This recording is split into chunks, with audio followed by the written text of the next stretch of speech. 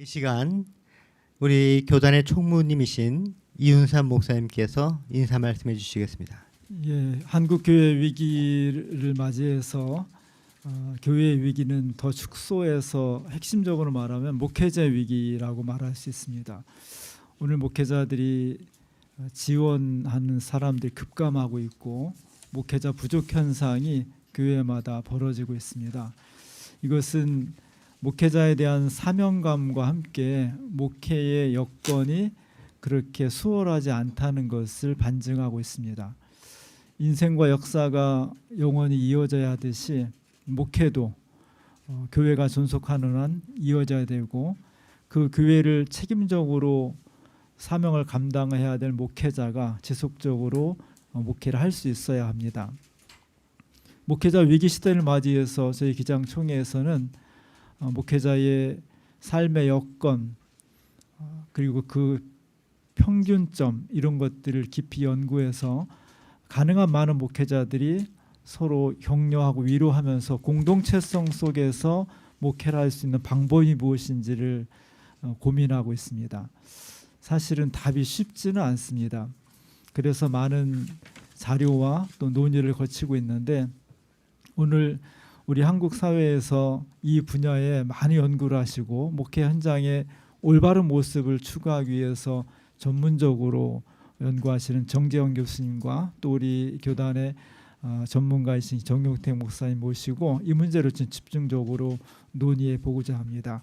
오늘 이야기가 한국교회 현실 속에서 목회를 지속적으로 어떻게 가능할 수 있을지 그리고 많은 목회자들이 조금 더 행복한 목회를 하도록 하기 위해서 우리는 무엇을 더 개선해야 되고 보완해야 될지 그 논의를 시작하고 좀 더 활발하게 토의할 수 있는 그런 출발점이 되기를 바라면서 여기 참석하신 모든 분들께 진심으로 감사드립니다. 고맙습니다. 교회 취재생기비 특별위원회가 이 모인 것을 이제 인사말이 있거든요. 제가 잠깐 읽도록 하겠습니다. 주님의 평화가 공청회에 함께하신 모든 분들에게 함께하시길 기원합니다. 한국기독교장로회 총회는 제8회 총회에서 목회자의 불안정한 생활과 사역 여건이 교단이 당면한 여러 문제의 근본 배경임을 인식하고 목회자 최저생계비 연구특별위를 구성하였습니다. 특별위원회는 그동안 기본소득, 최저사례비, 호봉제, 생활보장제, 참여소득 등을 검토하며 목회자가 생계의 불안 없이 소명을 지속할 제도적 기반을 연구해 왔습니다. 오늘날 많은 목회자가 사례비만으로 기본 생활을 유지하기 어려우며 특히 소형 농어촌 지방교회와 부교육자의 어려움이 심각합니다. 이는 개별 교회의 형편만으로 해결할 수 없는 문제이며 목회자의 소명과 사역의 지속 가능성, 교회의 공공성과 교단의 연대성, 다음 세대 목회자 수급과 직결되어 있습니다. 그동안 우리는 목회자의 경제적 어려움을 소명과 청빈의 문제로만 이해해온 측면이 있습니다. 그러나 목회자가 생계 걱정 없이 예배와 돌봄 사역에 전념하도록 하는 것은 특혜가 아니라 교회가 사명을 지속하기 위해 마련해야 할 공동의 토대이며 공교회가 함께 감당할 책임입니다. 이에 이번 공청회는 선언적 논의를 넘어 현실적 대안을 모색하고자 합니다. 먼저 실천신학대학원 정재영 교수께서 한국교회 목회자의 경제적 현실을 종교사회적으로 진단하고 제도적 대안을 제시하며 이어 특별위원회 전문위원 정용택 목사께서 목회활동을 사회적 가치활동으로 재정의하고 참여소득의 신학적 정책적 가능성을 발표합니다. 이번 공청회가 완성된 해답을 주는 자리는 아니지만 목회자 생계 문제를 개교회의 책임에서 노회가 총회가 함께 감당하는 교단 공동의 책임으로 선언하는 출발점이 되기를 기대합니다. 도시와 농어촌, 담임 목사와 부교육자를 넘어 목회자가 존중받으며 안정적으로 사역할 수 있는 교단을 함께 만들어 가기를 바랍니다. 바쁘신 가운데 참석해 주신 모든 분과 강연을 맡아주신 정재영 교수님, 발제와 토론에 참여해 주신 모든 분께 깊이 감사드립니다. 감사합니다.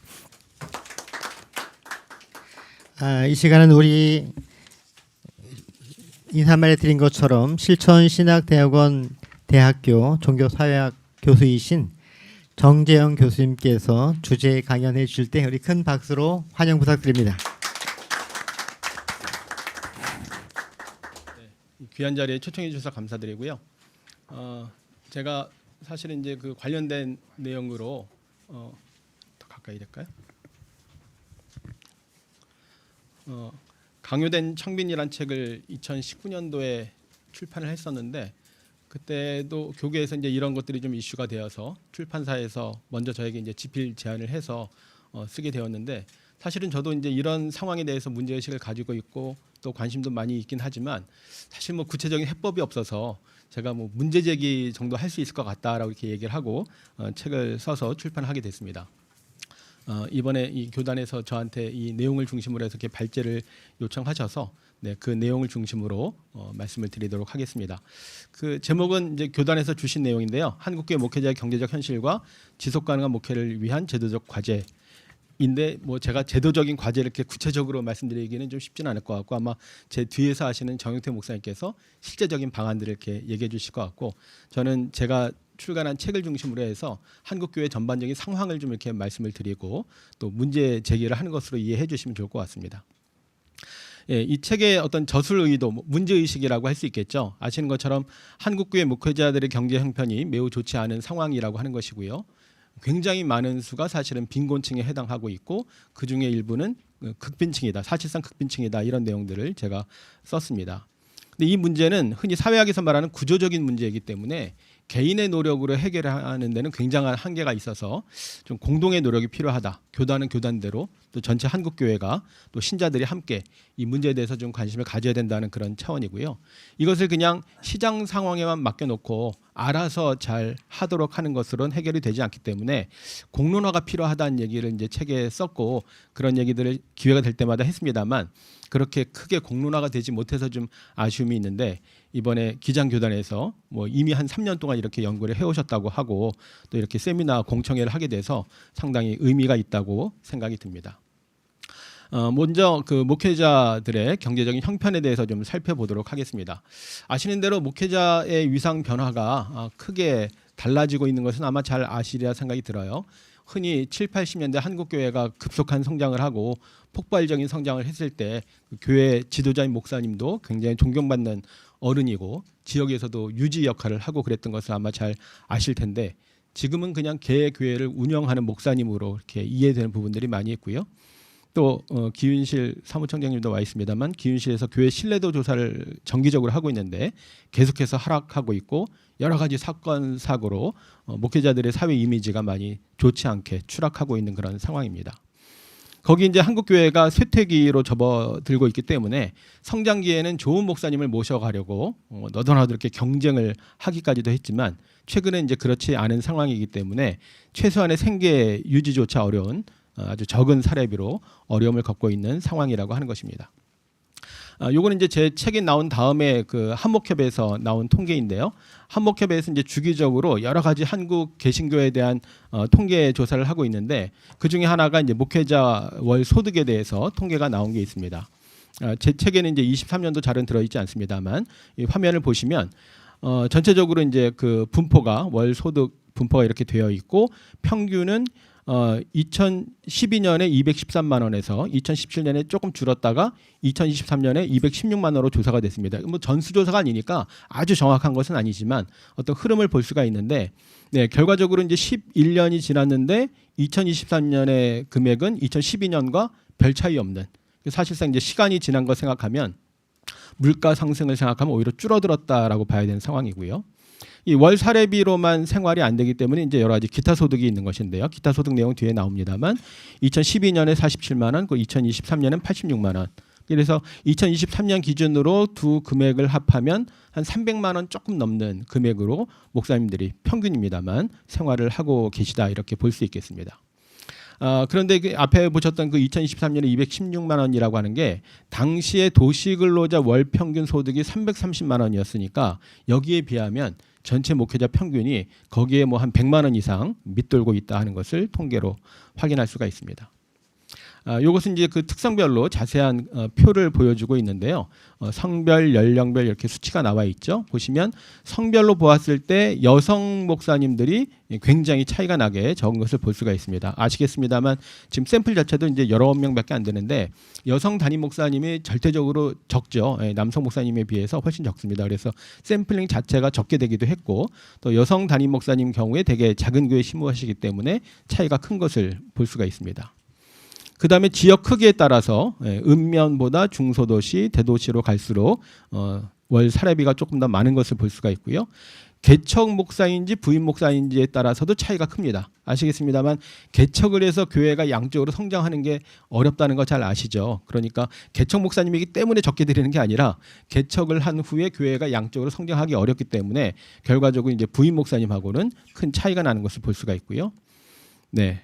이 171만 원이라고 하는 것은 2022년 기준으로 최저시급 월 급여액이 191만 원이니까 최저시급에도 미치지 못하는 사례비를 받고 있다는 것을 볼 수가 있습니다.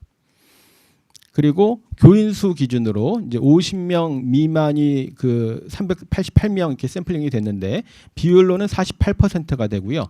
그다음에 50에서 100명 미만이 18%, 두 개를 합치면 한 67%, 한 3분의 2가 되는 것이죠. 역시 이것도 전수조사가 아니기 때문에 정확한 통계는 아닙니다만 대략 한국 교회가 100명 기준으로 교인 수 100명 정도인 교회가 한 67% 된다 이렇게 볼 수 있을 텐데 아마 지금은 좀 더 나빠지지 않는가 싶어요. 제가 그 자료집에는 썼습니다만 통합교단에서 몇 년 전에 발표했을 때 이 정도 비율 비슷하게 나왔는데 작년 통계에서 72%로 늘었습니다. 100명 미만의 교인이 있는 교회 수가 통합교단 기준으로 72%. 통합교단은 상당히 안정된 교단이기 때문에 아마 다른 교단들은 더 나쁠 수도 있다라고 생각하면 100명 미만의 교회가 한 72% 이상, 한 75%, 어떤 교단은 80% 되겠습니다만 그렇게 볼 수 있을 것 같고요. 당연히 교인 수에 따라서 월 소득의 차이가 큽니다. 그래서 50명 미만의 교회는 153만 원. 그리고 가장 많은 500명 이상에서는 300만 원이 넘는 것을 볼 수가 있습니다. 당연히 예산 대비해서 보더라도 예산이 증가하는 경우에는 더 많이 받고 있고 예산이 감소하는 경우에는 더 적은 것을 볼 수가 있고요. 한 가지는 목회 만족도하고도 상관관계가 있더라고요.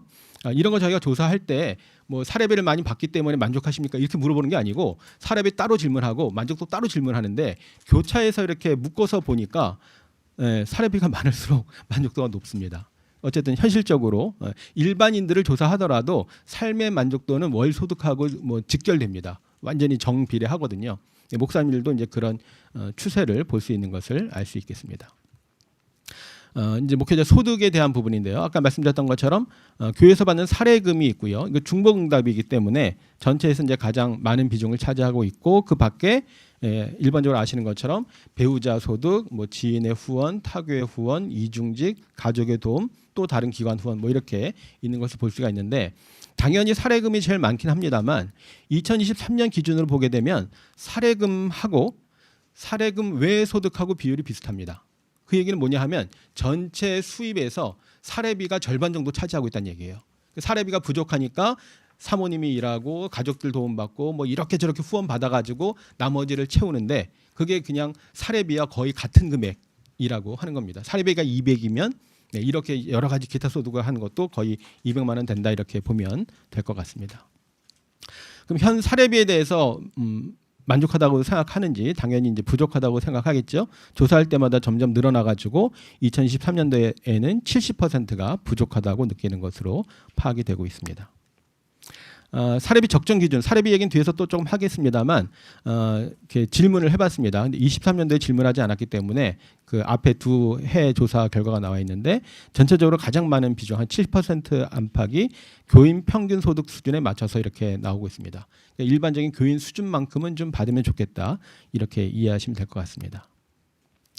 작은 교회는 이제 앞에 보셨던 것처럼 더 어렵겠죠. 저희가 따로 작은 교회 조사를 한 적이 있었는데 그 조사 내용에 보면 한 30% 정도가 사례비를 비정기적으로 받거나 아예 받지 못한다고 이렇게 대답을 하고 있었습니다. 받는 경우에도 절반 이상이 3천만 원 미만으로 받고 있는 것을 알 수가 있는데요. 근데 사실은 당시에 저희가 조사를 방문 조사를 했습니다. 가서 직접 대면으로 조사원들을 보내서 목사님들 만나서 조사를 했기 때문에 이런 방문 조사의 특성을 생각하면 조사에 응한 목사님들은 비교적 형편이 좋은 분이라고 할 수 있겠죠. 어려운 분들은 다 나가서 뭐 일하시고 뭐 하기 때문에 교회 가서 만날 수가 없습니다. 그나마 상대적으로 형편이 나은 분들이 응답한 게 이 정도니까 전체적으로 보면 훨씬 더 좋지 않다 이렇게 봐야 될 것 같습니다. 그다음에 당시에 저희가 조사했을 때 아마 2017년에 조사를 했던 것 같은데 좀 오래됐습니다만 교회 설립 연도하고 자립 여부를 보게 되면 뭐 당연한 결과일 수도 있는데요.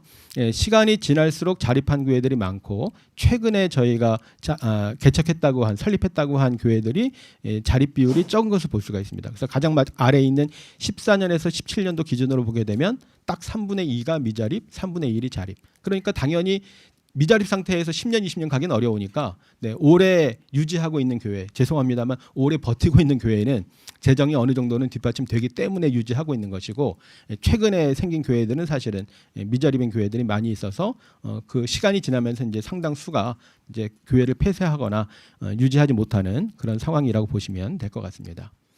오늘 주제와 관련이 있을지 모르겠습니다만 부교역자 조사도 있습니다. 마침 또 기훈실 조사가 있었는데요. 2015년도에 조사한 내용을 보게 되면 전체 평균은 158만 원. 뭐 좀 10년 전이니까 좀 적게 나온 것 같고요. 여기서도 보시면 이제 남성 여성 차이가 있는데 여성 부목사기 때문에 더 적게 줬다라기보다는 아래 보시면 사역이 전임 목사가 있고 전임 전도사가 있고 파트타임이 있습니다. 근데 아마도 이제 전임 목사는 대부분 남성 목사님들이 많이 할 것이기 때문에 여성 목사님들이 전임 전도사거나 파트타임이거나 하기 때문에 좀 적은 것으로 나오지 않았을까 싶고요.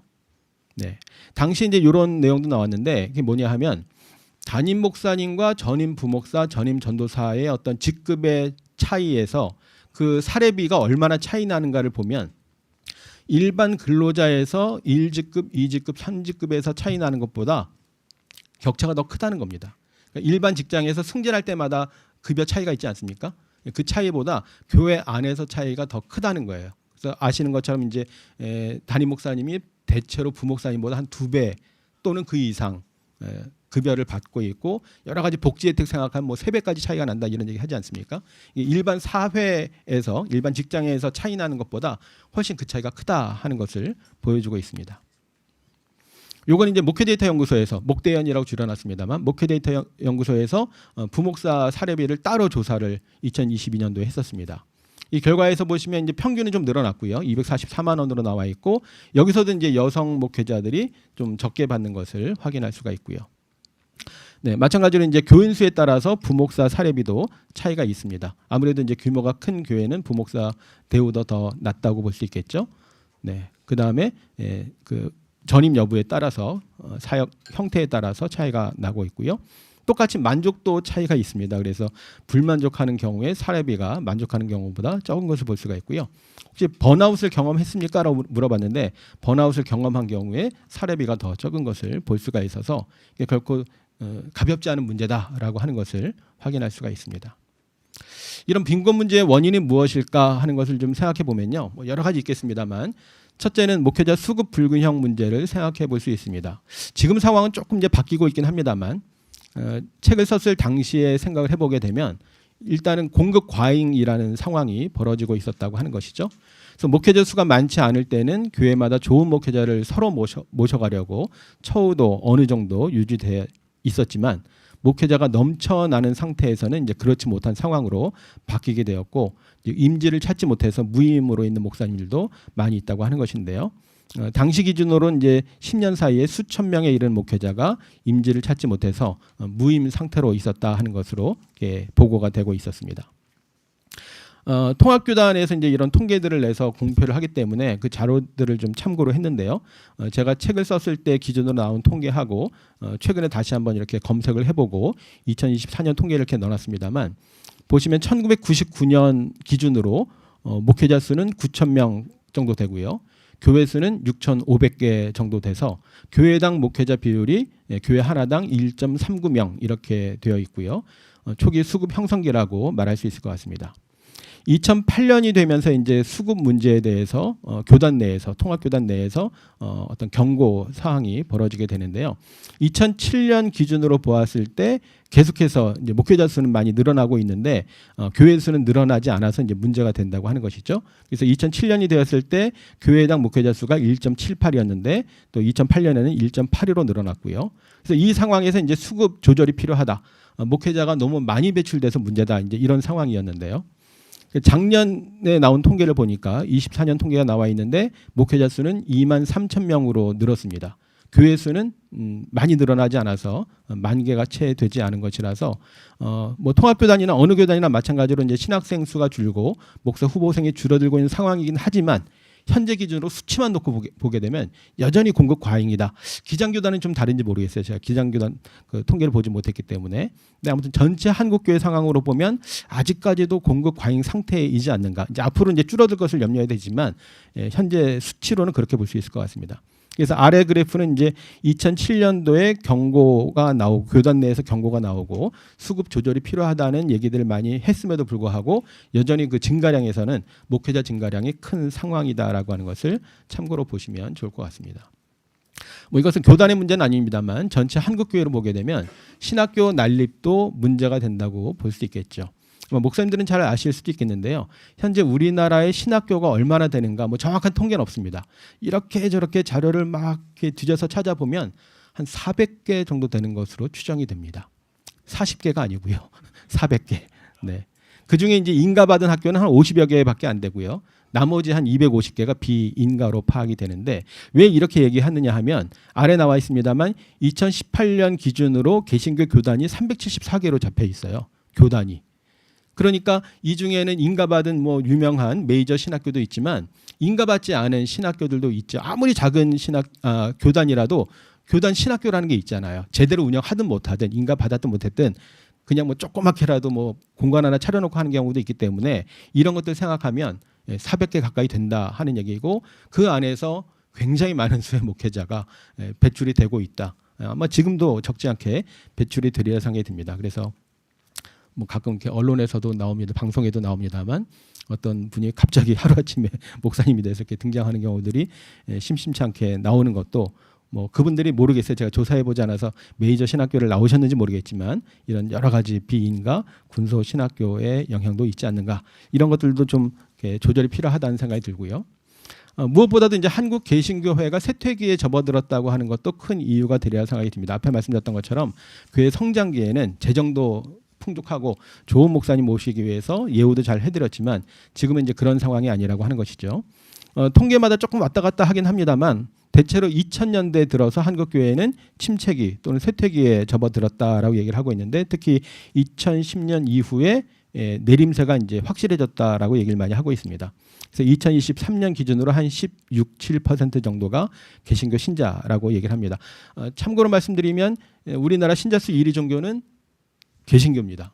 이 그래프에 보시면 파란색이 불교인데요. 원래는 불교가 항상 제일 많은 비중을 차지하고 있었는데 불교가 최근에 굉장히 많이 줄었어요. 그 이유는 뭐 여러 가지 복합적으로 있겠습니다만 그래서 우리도 줄고 있지만 불교가 더 많이 줄어가지고 뭐 어부질이란 말이 맞는지 모르겠습니다만 우리가 그냥 엉덕결에 이제 신자수 1위 종교 대표 종교가 되긴 했습니다만 우리도 상황은 좋지 않다 이렇게 말씀드릴 수 있을 것 같고요. 문제는 이제 앞으로의 상황이겠죠. 목회데이터 연구소에서 2050년까지 예측한 결과가 나와 있는데 현재 교세 통계하고 뭐 출산율, 뭐 사망률 다 대입을 해가지고 통계 전문가들이 예측한 수치입니다. 뭐 이대로 딱 맞지는 않겠습니다만 그러면 이제 2024년 기준으로 개신교 신자 수가 16%인데 2050년이 되면 어떻게 되느냐? 11.9%까지 줄어들 것으로 예측이 되고 있습니다. 이 표에 대해서는 그래프에 대해서 뭐 설명이 여러 가지 더 필요합니다만 시간상 생략하고요. 어쨌든 이 통계에는 항상 그 들어가 있는 인구가 뭐냐 하면 이단이 포함되어 있습니다. 조사할 때마다 이단은 답하지 마십시오. 뭐 이렇게 할 수도 없고, 정부 통계청에서 하는 인구 센서스에는 오히려 이단들도 포함한다고 지침이 되어 있어요. 왜냐하면 이단들이 어느 다른 종교로 들어가기는 어렵거든요. 그러니까 정부 공식 통계에서는 아예 공식적으로 이단을 포함하게 되어 있습니다. 그럼 이단이 몇 %냐는 정확하지 않습니다만 목회데이터 연구소에서 조사한 추정에 의하면 8.5% 안팎 이렇게 나오거든요. 근데 이제 솔직하게 대답 안 한 사람들 감안하면 많게는 한 10%까지도 볼 수 있는데, 그렇다면 이 수치에서 지금 2050년에 11.9% 560만 명으로 추정이 되는데, 여기도 지금 이단이 포함되어 있다는 겁니다. 그러니까 정통 개신교만 따지면 10%가 안 될 수도 있는 것이고, 또 560만 명이 아니라 그냥 500명 남짓 뭐 이렇게 된다고 하는 것을 볼 수가 있고요. 또 여기에는 가난한 성도들이 포함되어 있죠. 네, 가난한 성도들은 아시겠습니다만 교회 출석하지 않는 사람이기 때문에 거의 대부분 교회 헌금을 내지 않아서 네, 교회 재정에는 이제 기여를 하지 않는 사람들입니다. 그러니까 그 사람들이 다 포함된 수치가 이 수치이기 때문에 정통 교회에 등록한 신자로만 따지면 비율은 훨씬 더 줄어들게 되는 것이죠. 이런 상황에서 교회 수도 당연히 줄어들 것으로 예측이 되고요. 정확하게 뭐 예측하기는 어렵습니다만 현재 뭐 7만 개, 많게는 8만 개까지 나온 적도 있는데 한국교회 교회 수가 25년 후에는 한 절반 정도로 줄어들게 되지 않을까, 한 4만여 개 정도가 될 것이고, 그중에 한 3만여 개는 미자립 교회가 될 가능성이 크다. 그렇다면 상당수의 목회자가 여전히 이제 재정에 대해서 어려운 상황이 될 것이고, 지금보다 더 어려워질 수도 있다라고 하는 상황을 좀 생각하시면 좋을 것 같습니다. 이런 상황에서 문제가 되는 것이 뭐 잘 아시는 것처럼 개교회주의라고 하는 것이죠. 사실은 이제 개교회주의는 뭐 목사님들이신가 다 아시겠습니다만 그 자체가 부정적인 것은 아니잖아요, 그죠? 획일적인 중앙 통제라든지 뭐 절대 권력 뭐 이런 것들을 우리가 인정하지 않기 때문에 개교의 재량권을 인정한다는 점에서는 중요한 것인데, 이것이 오히려 여러 가지로 개교회 알아서 그냥 스스로 하는, 심지어는 이제 독불 장구식의 결정이 내려지기도 하고, 다른 교회는 전혀 신경을 쓰지 않는, 그게 이제 뒤에 말씀드리는 공교회성하고도 연관이 되어 있습니다만, 특히 이제 성장 중심주의 신앙을 가지고 우리가 7, 80년대에 엄청난 성과를 이루기는 했습니다만, 오로지 자기 교회 성장만 원했기 때문에 다른 교회가 어떤 상황이 되든 아무리 어려운 상황이 되고 또 목회자가 심각한 상황에 처하더라도 이렇게 돌보지 않는, 신경 쓰지 않는 이런 상황까지도 벌어지게 되면서 이 목회자 경제 문제가 이 개교회주의하고도 무관하지 않다 하는 말씀을 드릴 수 있을 것 같습니다. 그래서 결과적으로 청빈을 강요받는 상황이 되었다고 하는 것이죠. 원래 제 책에서 이제 한 챕터 제목이었는데 이걸 이제 책 제목으로 하게 됐고요. 아시는 것처럼 이제 돈과 부유함에 대한 어떤 경계가 있는 것이죠. 사실은 이제 돈을 사랑하는 것이 이제 뭐 여러 가지 죄악이고 성경에서 이제 경고를 하고 있습니다만, 그게 목사님에게만 요구되는 것은 아니죠. 이게 목사님만 보시라고 성경 말씀이 있는 게 아닌데, 모든 신자들이 그러야 함에도 불구하고 오로지 목사님에게 더 유독 돈에 대해서 멀리 해야 될 것을 요구하는 그런 교회 분위기가 있고요. 이건 뭐 제 표현입니다만 목사님들의 이미지가 선비 이미지하고도 좀 중첩되는 것 같아요.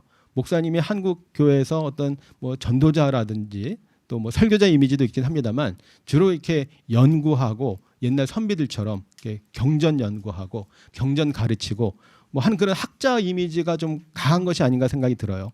그러면서 우리나라 전통적으로 선비가 가지고 있는 어떤 청빈한 삶, 뭐 이런 것들이 이제 목사님에게도 그대로 투영이 되고, 성도들도 이제 목사님들에 대해서 그런 것들을 기대하고 심지어는 강요하기도 하고 이런 것들이 작용한다고 생각이 들고요. 또 일부 대형 교회 목사님들이 좀 이렇게 언론에 이렇게 좋지 않은 모습으로 나오게 되면서 부정적인 영향을 많이 끼치게 되고, 그런 것들을 보면서 목사님들이 너무 이렇게 풍족하게 사시는 것은 좋지 않다, 부유한 것은 좋지 않다, 이런 좀 이미지로 각인이 되는 면들이 많이 있는 것 같습니다. 그럼에도 불구하고 최소한의 인간다운 삶을 영위할 수 있는 경제적인 여건이 마련돼야 한다는 것이고요. 아까 말씀드렸던 것처럼 전체적으로 한 3분의 2 또는 그 이상이 100명 미만의 교회라면, 뭐 100명이 되지 않아도 경제적으로 자립할 수는 있겠습니다만, 어쨌든 상당수가 미자립이라면 그 기준으로 보게 되었을 때 한 3분의 2 정도는 목사님들이 빈곤층에 해당한다, 이렇게 볼 수 있을 것 같고요. 아마 교인 수가 50명 미만이라면 거의 뭐 극빈층에 가까운 상황이 될 것이기 때문에 여기에 대한 이제 대안이 필요하다는 그런 취지입니다.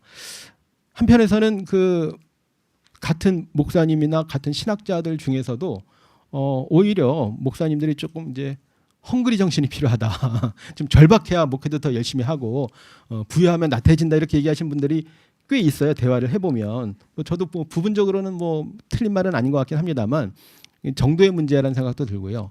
많은 분들이 정말 생활 자체가 어려운, 생계조차도 염려해야 되는 상황인데 그것을 긍정적으로 보기에는 어렵지 않는가? 반드시 대안이 필요하다. 그런 생각을 해보게 됩니다. 네, 제 나름대로 이제 생각하는 극복 방안을 좀 몇 가지 정리해봤는데요. 네, 실제적인 대안이 되면 좋겠습니다만 좀 부족한 부분들이 많이 있습니다. 첫째는 뭐니 해도 공교회성의 회복이 중요하다고 생각을 합니다. 우리가 뭐 교회를 공동체라고 얘기하면서 전체 한국 교회를 공동체로 보는 인식이 매우 부족하고 말씀드렸던 것처럼 그냥 오로지 우리 교회만 잘 되면 된다. 우리 교회만 성장하면 된다. 이런 생각들을 가지고 있기 때문에 어떤 교회의 온전함이 이루어지지 못하고 있다는 그런 생각이고요. 흔히 교회 생태계라는 말을 많이 하고 있습니다만 이 생태계라고 하는 것은 뭐 큰 교회, 작은 교회, 도시교회, 농촌교회, 또 목사님들 가운데 일반 목회하시는 분, 특수 목회하시는 분 여러 개체들이 서로 공생하는 환경이 마련돼야 되는데 그렇지 못한 환경에서 개교회주의가 더 강화되고 있다고 하는 것이죠.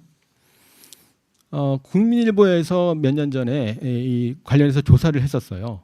그래가지고 우리 뭐 지금 사도신경에도 이제 공교회라는 표현이 나오고 있습니다만 일반 신자들에게 공교회라는 말에 대해서 알고 있습니까? 뭐 여러 가지 이제 질문이 있습니다만 그 중에 핵심 질문 가운데 하나가 공교회에 대해서 알고 있습니까? 라고 물어본 겁니다. 그래가지고 안다라고 대답한 게 44%, 절반이 안 돼요. 근데 안다고 하는 사람이 정말 제대로 잘 알고 있을까요? 목회데이터 연구소에서 조사를 하면서 저한테 채점을 해달라고 했어요. 그래서 안다고 하고 그러면 당신이 생각하는 공교회의 의미를 써보십시오. 그래서 이제 쓰게 한 거예요. 그 저한테 이게 맞는지 틀리는지 채점을 하라고 해가지고 제 나름대로 이렇게 했는데 아무튼 뭐 잘 알고 쓴 사람도 있지만 그냥 막연하게 하나님의 교회, 좋은 교회, 바른 교회 이런 식으로 쓴 사람들이 굉장히 많았거든요. 그런 것들을 이제 오답으로 처리하니까 정인지율이 44%가 된 거예요. 그러니까 안다고는 했지만 제대로 알고 있는 대답은 절반이 안 된 거죠. 이 44%는 알고 있다고 한 사람 중에 44%이기 때문에 전체 응답자 중엔 19%가 되는 겁니다. 그러니까 공교회라는 말 자체를 잘 알고 있는 사람이 20% 채 안 되는 5분의 1이 안 되는 그런 수준이니까 개념이 뭔지도 모르면 그걸 뭐 실천하거나 뭐 의미 있게 논의하기는 어렵겠죠. 그런 현실을 좀 우리가 알아야 될 것 같고요. 그다음에 이제 당연히 교단 차원의 대책이 필요하리라 생각이 듭니다. 사실은 이제 제가 책을 쓸 때도 그랬고 지금 기장교단에 와서 제가 기독교 장로회라고 썼는데 한국 기독교 장로회가 이제 정식 명칭이죠. 한국 기독교 장로회가 사실은 상당히 좀 모범적이고 잘 하고 있는 교단이라는 생각이 들었어요. 왜냐하면 이미 지금 기준은 이제 30년이 넘었습니다만 목회자 생활보장 제도를 만들어서 하고 있고 또 각 교회 의무 헌금을 재원으로 한다고 제가 문건에서 보고 아 이런 교단이 있나 굉장히 모범적이다라는 생각을 사실 했었거든요. 전임 교역자들은 11조의 50%를 의무적으로 하고 하지 않으면 노회원, 총회원 자격을 주지 않도록 한다고 이렇게 강력하게 돼 있어서 아, 훌륭하다 그런 생각을 당시에 했었습니다. 제가 교단에 와서 이렇게 발제할 줄은 몰랐는데요. 그리고 또 나름 잘하는 교단이 통합교단이죠. 통합교단에서 이미 20년 전에 미자립 교역자 생활비 평준화 방안이 나와가지고 당시에 이제 미자립 기준이 뭐 2천만 원, 뭐 2,500, 3,000 이렇게 정해져 있는데 지금은 이제 시간이 지났기 때문에 좀 올랐을 거라는 생각이 듭니다만 교계에선 여전히 뭐 미자립 기준은 대략 한 3천만 원 기준으로 보는 것 같아요. 어쨌든 이제 이걸 기준으로 해가지고 월 평균 100만 원 생활비 기준으로 책정을 해서 모자란 부분을 노회에서 지급하는 것으로 돼 있습니다. 그러니까 총회 교단에서 전체 제도화해서 하는 게 아니라 노회가 말하면 알아서 하는 방식으로 되어 있기 때문에 못하는 경우가 상당히 많다고 들었습니다. 듣기에 따라서 잘 하고 있어요 이렇게 말씀하시는 분도 계시고 아 사실 못해요 이런 분도 많이 계셔서 정확하게 파악은 못 해봤습니다만 제대로 못하는 노회도 많이 있는 것 같다고 생각이 듭니다. 루터교 같은 경우에는 조금 다른 경우인데요. 교회 개척지원금으로 5억 원을 책정하고 선교 자립비라고 해가지고 또 지원하는 금액들이 있습니다. 이 교단이 이제 그 당시에 제가 책을 쓸 당시에 총회 건물의 임대 수입이 꽤 많아가지고 그 기금을 가지고 교회 개척지원금도 이렇게 좀 적지 않게 주고 하는 것을 알 수가 있었는데요.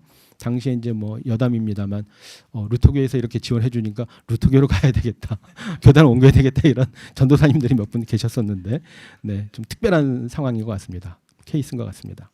그다음 이제 대한성공회 서울교구에서도 성직자들이 자발적으로 또 이렇게 해서 하는 사례도 있는 것들을 참고로 보시면 좋을 것 같고요.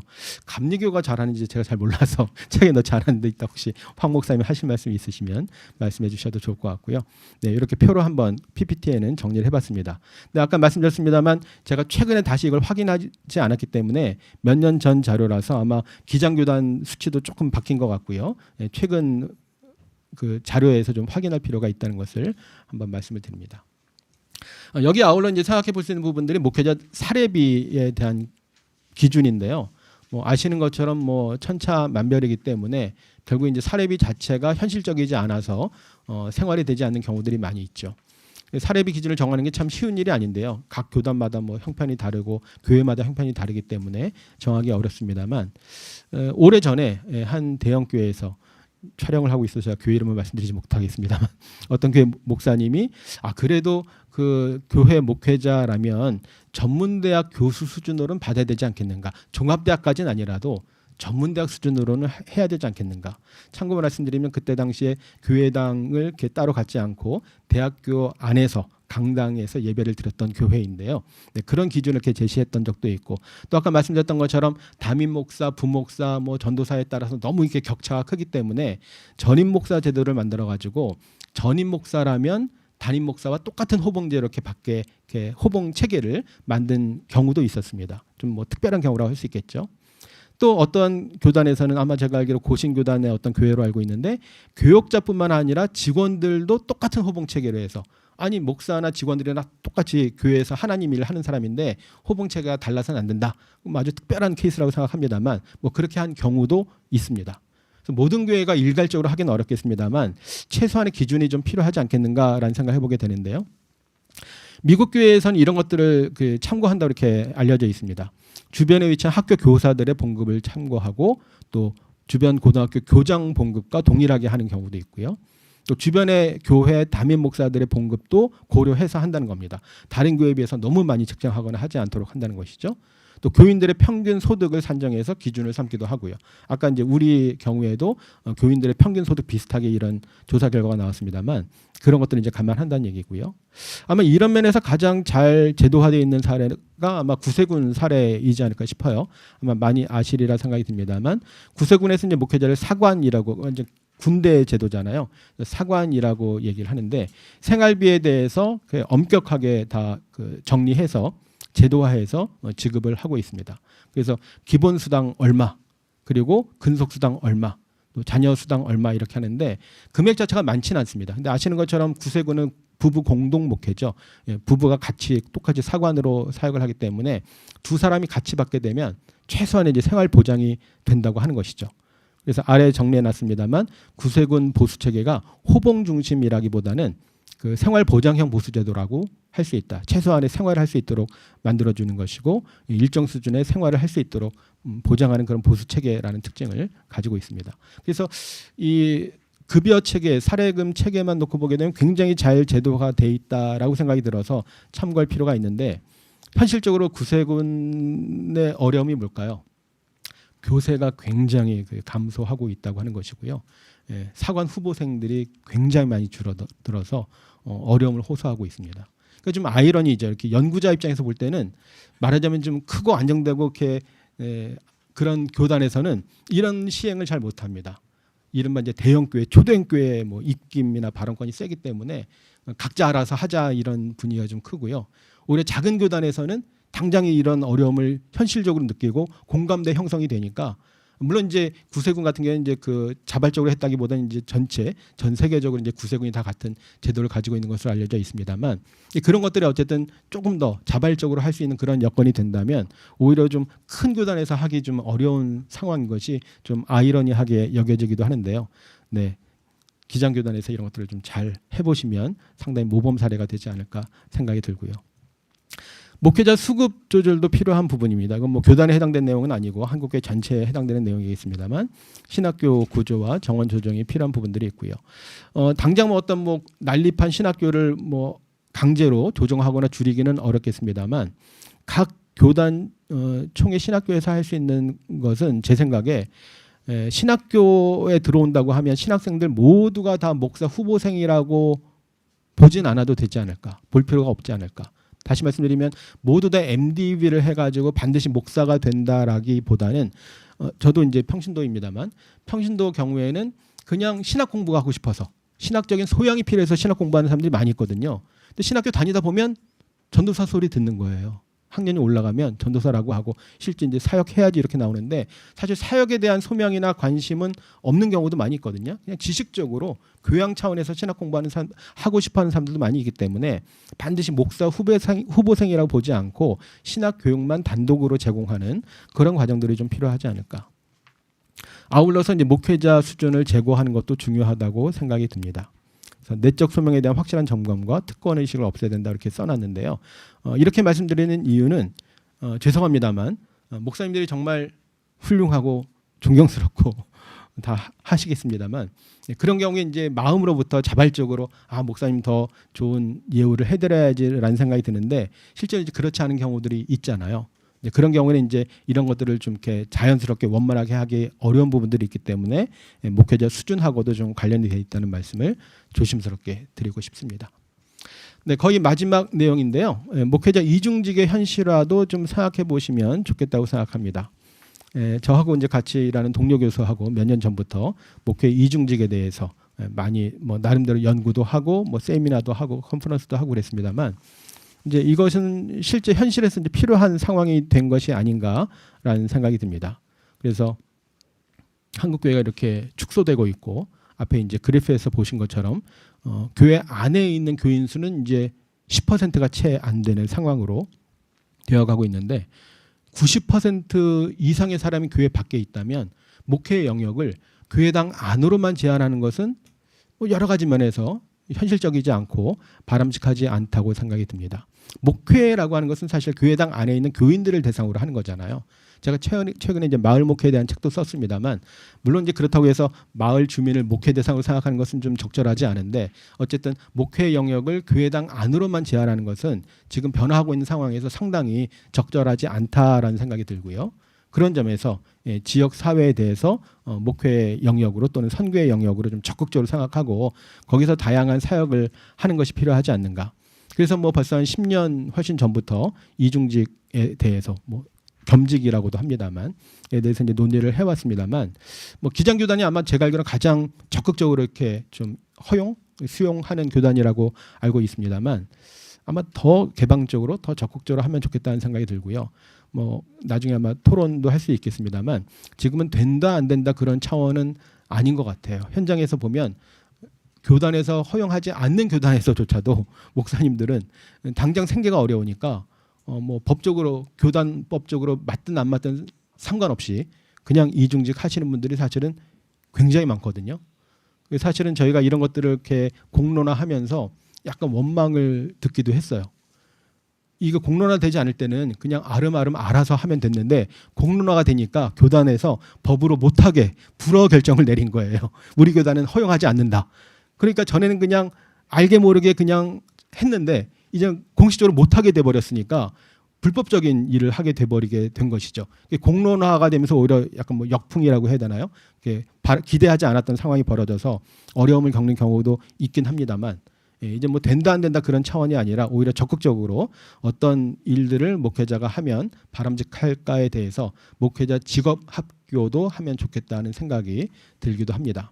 저희가 조사했을 때 100명 이하 소형교회 목회자 중에 이중직을 하고 있다는 대답이 18% 나왔고요. 그다음에 50명 미만으로 봤을 때는 25.6%가 코로나 전 조사입니다만 한 4분의 1 정도가 이중직을 하고 있다고 나왔고요.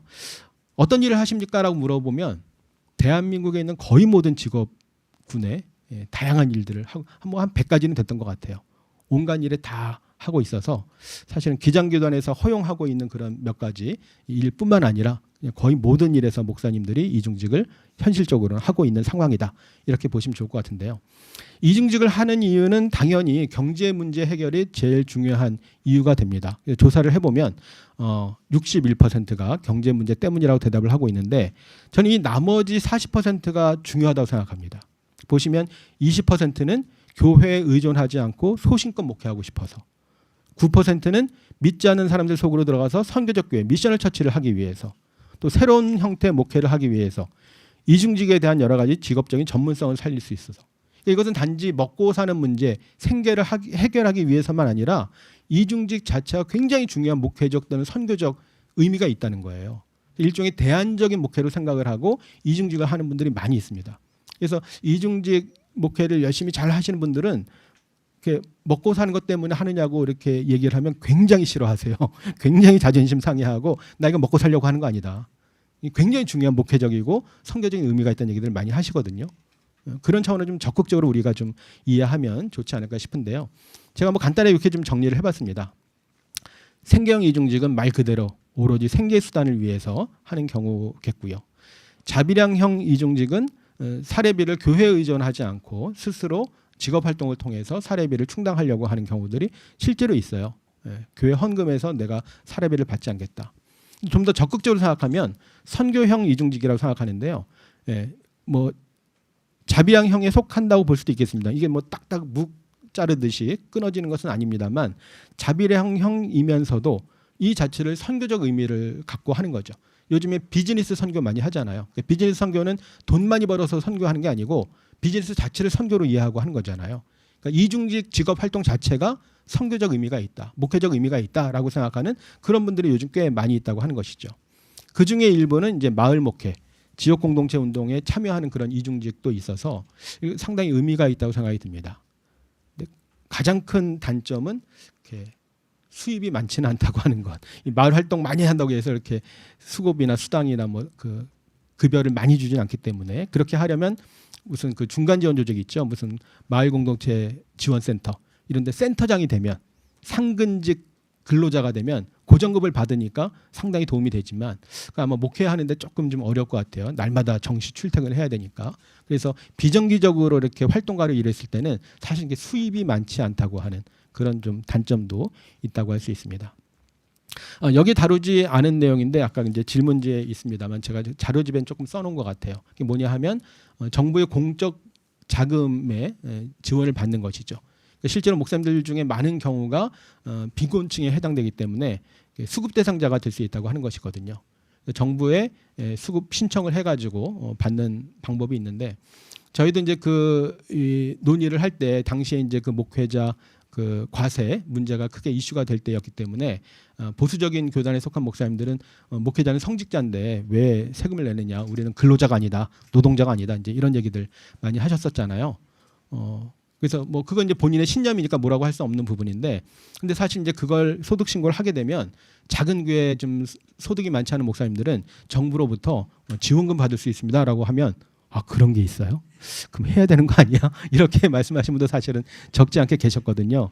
그러니까 세금을 낸다, 뭔가 이렇게 좀 뺏긴다는 생각 때문에 또 그게 다른 이제 또 역효과가 있을 수 있기 때문에 염려하시는 분들이 많이 계셨지만 실제로 이제 도움받을 수 있는 부분들이 있기 때문에 저희 학교 그 어떤 그 교단의 부목사인 분은 자녀가 이제 의료 가실 문제로 좀 어려움이 있었는데 병원에서도 잘 해결해 주지 않고 근데 마침 차상위 계층으로 인정을 받은 거예요. 그래서 병원비 거의 들지 않고 이렇게 치료를 받을 수 있었던 그런 경우도 있습니다. 그래서 PPT에 넣지 않았지만 그런 부분에 대해서도 조금 이렇게 적극적으로 생각하시는 것도 필요하지 않을까라는 생각을 해보게 됩니다. 다 말씀을 드렸습니다만 이 목회자의 그 경제 현실이라고 하는 문제가 개인의 노력으로 해결하기 어려운 개인이 풀 수 있는 그런 문제가 아니기 때문에 좀 공교회적으로 교단 차원에서 좀 더 적극적으로 관심을 가지고 공론화해서 좀 대안을 잘 만들면 좋겠고요. 특히 기장교단에서 앞서서 이런 데 대해서 관심을 가지고 이런 자리를 만들어 주셔서 감사하다는 말씀을 드리면서 발제를 마치도록 하겠습니다. 감사합니다.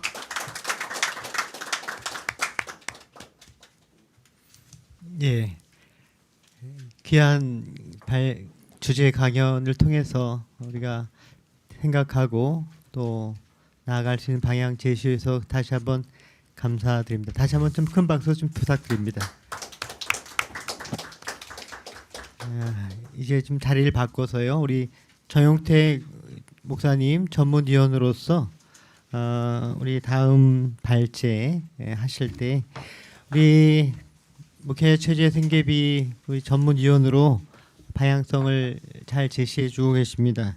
오늘 목회 활동의 사회적 가치와 참여 소득에 기반한 목회자 소득 보장에 대한 발제 한 30분 정도 발제해 주실 겁니다. 우리 큰 박수로 좀 환영해 주시기 바랍니다. 네, 목회자 체제생계비 연구특별위원회 전문위원으로 일하고 있는 정택 목사입니다. 일단 귀한 자리를 마련해 주신 저희 위원회와 또 앞서 한국교회 목회자의 경제적 현실을 매우 깊이 있게 또 실증적으로 진단해 주신 정재영 교수님께 감사드립니다. 이제 저는 앞서 이제 교수님께서 해주신 현실 진단을 이어받아서 이제 목회자의 소득을 어떤 원리와 제도로 보장할 것인가를 좀 일단 아닙니다. 제안일 뿐입니다.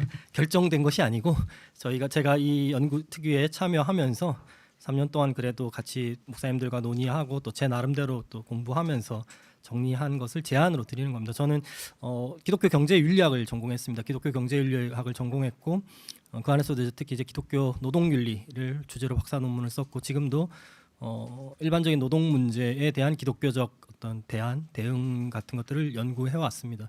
그러면서 동시에 이제 저 자신의 실존하고도 관계 있는 이 목회자들의 목회자를 아까 이제 정재영 교수님 뭐 노동자성 문제가 늘 논쟁거리지만 일단은 뭐 우리는 그런 논쟁을 하고 있지만 우리 안에서는 그게 합의가 안 되지만 바깥에서는 일단 노동자로 봅니다. 네, 그래서 노동자로 볼 수밖에 없는 그런 부분들이 있기 때문에 그래서 저도 이제 목회자라고 하는 그냥 노동자가 아니고 아까 말씀하신 것처럼 이제 한국 이제 노동연구에서는 그런 범죄 그 생계가 매우 불안정한 노동자를 일컫는 이름이 따로 있습니다. 네, 뭐 많이 들어보셨겠지만 불안정 노동자 또는 이제 더 영어로 전 세계적인 현상이라서 프레카리아트라고 부르는 목회자는 전형적인 프레카리아트입니다. 네, 우리가 인정하든 말든 바깥의 노동 현실에서 보면 목회자들은 프레카리아트입니다. 그래서 저는 이제 그런 관점에서 목회자로서 어떤 프레카리아트로서의 목회자 문제에 대해서 관심을 가져왔는데 이 특위에 참여하면서 이제 좀 더 구체적으로 이야기들을 이제 전개할 수 있는 논리들을 함께 만들어 왔습니다. 그래서 오늘의 핵심은 이제 목회자의 가난을 개인의 실패나 개교의 형편으로만 보지 않고 공교회성이라는 관점에서 에큐메니칼적 관점에서 목회 활동에 조금 더 이제 적극적으로 제가 특위에서 맡은 역할은 구체적인 제도적 대안이나 뭐 정책들은 이미 우리 교단은 많은 부분에서 맨 땅에서 헤딩하는 것이 아니라 기본적으로 가지고 있는 자원들이 있지 않습니까? 아까 말씀하셨던 생보 제도와 또 연금 제도 같은 것들이 잘 그래도 다른 교단과 비교했을 때는 잘 발전돼 있는 교단인데 이것들을 좀 더 그 어떤 그 만족도를 높이고 또 실제 그 효과 범위를 확장하는 것이 되게 중요한 저희 특유의 과제인데 그 과정에서 그것을 이제 관철시키기 위해서 신학적 정당성 또 저는 이제 윤리학자니까 사회 윤리학적 정당성을 좀 정교하게 다듬는 일이 저한테 주어진 과제였습니다. 그래서 오늘은 이제 그걸 하기 위해서 가는 과정에서 목회 활동을 전면적으로 재정의하지 않으면 안 되었고요. 또 그 과정에서 이제 감사하게도 또 정재영 교수님께서 작업해 오셨던 것들 그 한국교회 경제적 현실 진단만 하신 게 아니라 겸직 목회라는 책도 같이 쓰시고 또 저도 참여하는 신학과 실천이라는 이제 실천 신학 분야의 대표적인 학술지에 정재영 교수님께서 그 이제 지역 공동체에 참여하는 목회 모델을 또 제안을 하셨고 그래서 또 많은 다른 연구자들이 사회적 목회, 뭐 시민형 목회, 마을 공동체 목회 이런 이제 목회 활동을 재정의하는 것이 실천 신학 분야에서 이루어지고 있습니다. 저도 그 작업들을 참조하면서 또 제가 연구해온 기본소득 연구와 좀 결합시켜서 참여소득이라고 하는 근데 이 참여소득은 단순히 목회자의 사례비를 재정의하는 것뿐만 아니라 기본적으로 목회라는 활동이 뭔가를 재정의하지 않으면 안 되는 그걸 같이 수반하는 그래서 실천신학계에서 논의되고 있는 다양한 대안적 목회 모델들을 또 가져와서 목회활동의 사회적 가치와 교단의 공동책임이라는 관점에서 한번 생각해 보려고 합니다. 네, 그래서 지금 이제 발표의 흐름을 좀 말씀드리면 5단계로 할 건데요. 네, 먼저 왜 목회자의 경제적 어려움을 강요된 청빈의 문제로 봐야 되는지 아까 이제 정재영 교수님 얘기하신 걸 제 식으로 좀 요약을 하겠습니다. 우리 교단에서는 청빈이란 말보다는 성빈이라는 말을 많이 씁니다. 성빈 들어보셨나요? 네, 저희 교단의 이제 장시자인 김재준 목사님이 성빈을 너무 좋아하셔서 깨끗한 가난함 정도가 아니라 거룩한 가난함을 추구하는 것이 우리 교단에 저도 이제 한신대에서 이제 기독교 교양 가르칠 때 그런 부분들을 많이 얘기했었는데 기장의 어떤 정신으로서 성빈이라고 하는 한신대학교 교육사 이름이 성빈 학사이기도 합니다. 그래서 우리 교단은 깨끗함을 넘어서서 가난함을 거룩함으로까지 확장시킨 아사시의 이 성프란시스코 이런 분들의 영향을 받아서 그런 게 있는데 그것이 어떻게 보면 이제 구조적으로 강요된 것일 수도 있다. 오늘날 현실에서는 그렇다는 걸 좀 이야기해야 되고 그게 자칫 그런 어떤 역효과를 낳을 수 있다는 것도 짚고 그다음에 이제 기본소득과 참여소득의 차이를 사실 제가 기본소득 먼저 이야기한 것이 아니라 저희 연구특위가 이제 준비 단계에서부터 기본소득 논의를 많이 검토를 하셨더라고요. 제가 들어왔을 때 보니까 안에서 기본소득을 많이 이야기를 하셨고 실제로 또 우리 한국교회 안에서 기본소득을 도입하고 있는 제한적이지만 교단들이 있어서 기본소득을 이제 목회자의 어떤 사례비에 대한 개념으로서 또는 그 사례비를 신학적으로 또 제도적으로 발전시킨 데 있어서 이제 참조 사례로 기본소득 논의가 들어왔는데 저는 이제 이 학계에서 기본소득과 또 경쟁하는 또 개념인 참여소득을 더 지지하는 입장에서 참여소득을 좀 이야기를 했습니다. 그 다음에는 이제 기장 교단의 현실에 맞게 일단 이제 최저보장선과 저희 이름이 최저생계비 연구특위잖아요. 최저생계비라는 것을 보장을 해야 되는데 아시겠지만 이 최저생계비는 사회적으로 국가적으로 사용되는 일반적인 개념입니다. 그 개념을 저희가 가져왔다라는 것 자체가 우리의 그 목회자들의 최저생계를 적어도 사회적인 차원에서 보장을 해야 된다라는 문제의식이 분명히 있다라는 겁니다. 그걸 이제 좀 거기에 근거해서 이야기를 하고요. 마지막으로 이제 실태조사에서 시범사업과 제도화 이르는 이건 이제 원래 제가 작년에 짰던 건데 5개년 로드맵인데 이게 지금 활동 이제 저희가 이제 어떻게 될지 모르지만 저희 특위가 저는 이제 5년 참여를 저희 연구 특위가 5년을 간다고 생각을 했고 그렇게 처음에 헌의가 돼서 시작이 돼서 거기에 맞춰서 5년간의 발전 로드맵을 만들어 놓은 제 나름대로 정리를 했었는데요. 그 뭐 앞으로 어떻게 될지는 모르지만 어쨌든 그걸 좀 말씀드리도록 하겠습니다. 그래서 이 내용을 관통하는 핵심 질문은 목회자의 생계는 어디까지 누가 어떤 방식으로 책임질 것인가라는 좀 구체적인 논의로 가보겠습니다. 잠시만요. 네, 너무 넘어갔군요. 네, 그래서 오늘날 이제 우리 교회는 오랫동안 목회자의 경제적 어려움을 이제 소명과 헌신, 희생과 청빈의 언어로 이해해왔습니다. 물론 자발적인 검소함과 또 청빈 또는 성빈은 기독교 신앙의 중요한 덕목입니다.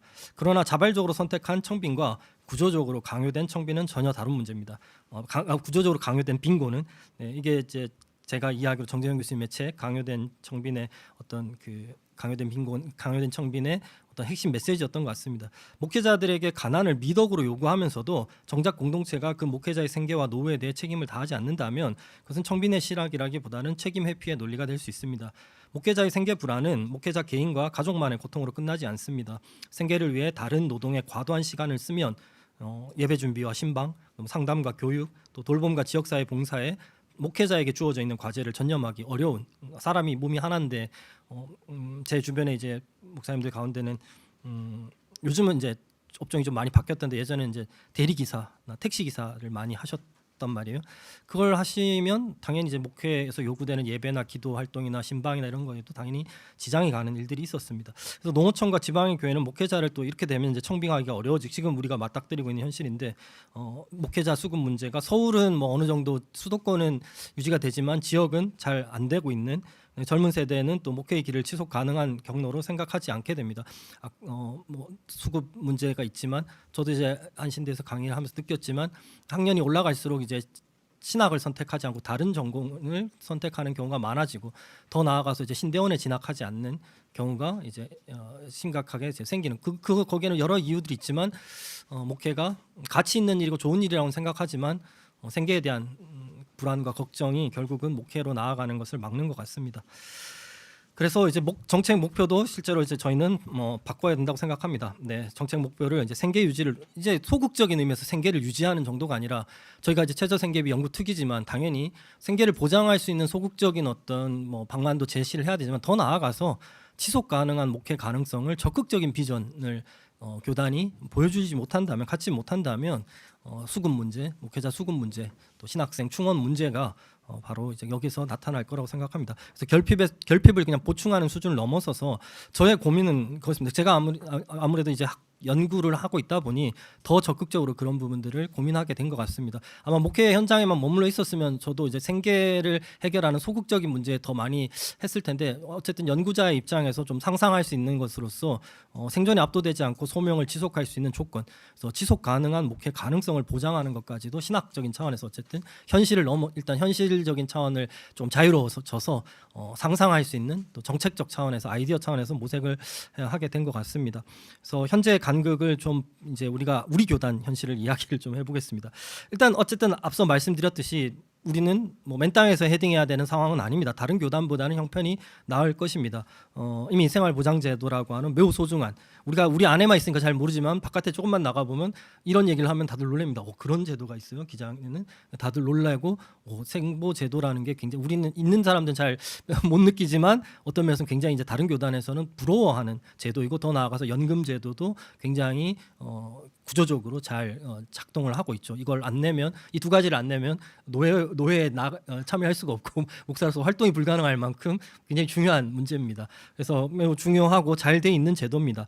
근데 현재 현행 생활보장제도는 교역자의 기본 생활보장, 농어촌 취약 지역의 교역자 수급, 또 지역과 교회 사이의 격차, 지역과 교회 사이의 어떤 격차라는 어떤 격차를 완화하고 또 특수선교 지원, 기장에는 또 사회선교 제도, 사회선교사 제도까지 만들어서 그런 특수선교를 지원하는 이런 다양한 것들을 이제 해결하기 위해서 시행되고 있습니다. 모든 교회와 기관 또 교역자가 부담을 나누도록 물론 그 부담 비율은 조금씩 다릅니다. 전임이냐 뭐 준전임이냐에 따라서 분담 비율은 다르지만 어쨌든 교역자가 부담을 나누도록 설계되었다는 점에서 본래부터 굉장히 연대성이라고 하는 사회에서 중시하는 사회적 연대를 추구하는 그런 어떤 목회자 소득 재분배 제도라고 할 수 있습니다. 총회 차원에서 노회 차원에서 총회 차원에서 그것을 강제한다는 점에서 상당히 좋은 어떤 제도입니다. 그러나 현재의 기준과 규모가 지속 가능한 목회를 충분히 보장하는지는 또 별도의 문제입니다. 저희 위원회에서 계속 이제 그런 자료들을 검토하고 저도 와서 같이 이제 목사님들 통해서 배웠고 들었는데 단독 목회자의 월 평균 기본 사례비가 약 140만 원으로 알고 있고 여기에 생활보장제 최고 지급액 42만 원을 더해도 182만 원입니다. 물론 이제 여기에 또 본봉에 포함되지 않는 여러 이제 우리 목회자들에게 특수한 사택 비용이라든가 뭐 여러 가지 비용들이 부대적인 비용들이 있기는 하겠지만 일단 본봉만 보면 182만 원 정도 되는데 이제 저희 위원회가 최저생계비 위원회잖아요. 그러면 이제 최저생계비나 최저임금에 대한 국가적 기준하고 비교를 해야 됩니다. 2026년 최저임금의 월 환산액은 215만 원입니다. 따라서 33만 원이 부족합니다. 그래서 정말 단순하게 총소득은 최저임금 월 환산액의 저희는 84%밖에 안 된다는 겁니다. 다시 말하면 이건 최고임금이 아닙니다. 국가가 정해놓은 이 정도는 줘야 한다라는 최저 수준의 임금입니다. 한국 사회에서 노동자로 또는 근로자로 살아가는 데 있어서 이 정도의 임금은 보장이 되어야 한다라는 어떤 기준이 최저임금 제도인데 우리는 그 최저임금에 어쨌든 미달하고 있습니다. 생활보장제도가 잘못된 게 아닙니다. 생활보장제도는 그나마 있기 때문에 이 격차를 줄여낸 것입니다. 생활보장제도가 있기 때문에 우리는 오히려 이제 한 단계 더 나가야죠. 여기에 만족하면 안 되고 이걸 가지고 있기 때문에 이 취지에 맞게 이것을 이제 보완하고 발전시켜야 됩니다. 그래서 핵심 질문은 제도가 있다고 자랑하는 것으로 만족해서는 안 되고 그러면 이 제도가 정말 실질적인 실효성을 갖기 위해서 그냥 명목상으로만 존재하지 않고 실효성을 갖기 위해서는 어떤 기준성까지 누가 어떤 방식으로 책임질 것인가를 더 구체적으로 고민을 해야 할 것입니다. 그래서 왜 교단의 공동 책임인가? 앞서 이제 정재현 교수님도 공교회성의 문제를 계속 이제 강조를 하셨는데 개교회가 목회자를 청빙했으니까 모든 책임도 개교회가 져야 한다고 말하는 경우가 이렇게 이제 대놓고 얘기하진 않지만 일반적으로 이렇게 사고가 작동합니다. 그럼 오늘 현실에서는 이 원칙만으로 문제를 해결할 수 없습니다. 교회의 재정 능력은 교인들의 헌신만으로 결정되지 않습니다. 인구 감소, 또 지역 소멸, 수도권 집중, 고령화, 지역 산업의 쇠퇴와 같은 그 교회 구성을 그 교회의 재정은 결국 교회 헌금으로부터 오는 건데 그 교회를 구성하고 있는 신도들의 어떤 이 처해 있는 경제적 조건, 노동 조건, 또 그 지역 사회의 조건이 큰 영향을 미칠 수밖에 없습니다. 뭐 여담이지만 지금 한국 사회에서는 이 문제를 해결하기 위해서 지금 현 정부는 메가 프로젝트라고 하는 3대 메가 프로젝트를 던지면서 일종의 반도체, 피지컬 AI, 데이터 센터 이런 것들을 통해서 우리 사회가 가지고 있는 한국 사회가 가지고 있는 가장 큰 문제 중에 하나인 지역 불균형, 수도권과 지역 불균형 문제를 해결하겠다고 지금 호남과 영남 지역에 집중 투자를 약속하고 있습니다. 근데 이게 뭘 말하는 것이겠습니까? 그러니까 어느 지역 이게 단순히 기업이나 학교, 대학만의 문제가 아니라는 겁니다. 교회도 역시 그 조건으로부터 자유롭지 않습니다.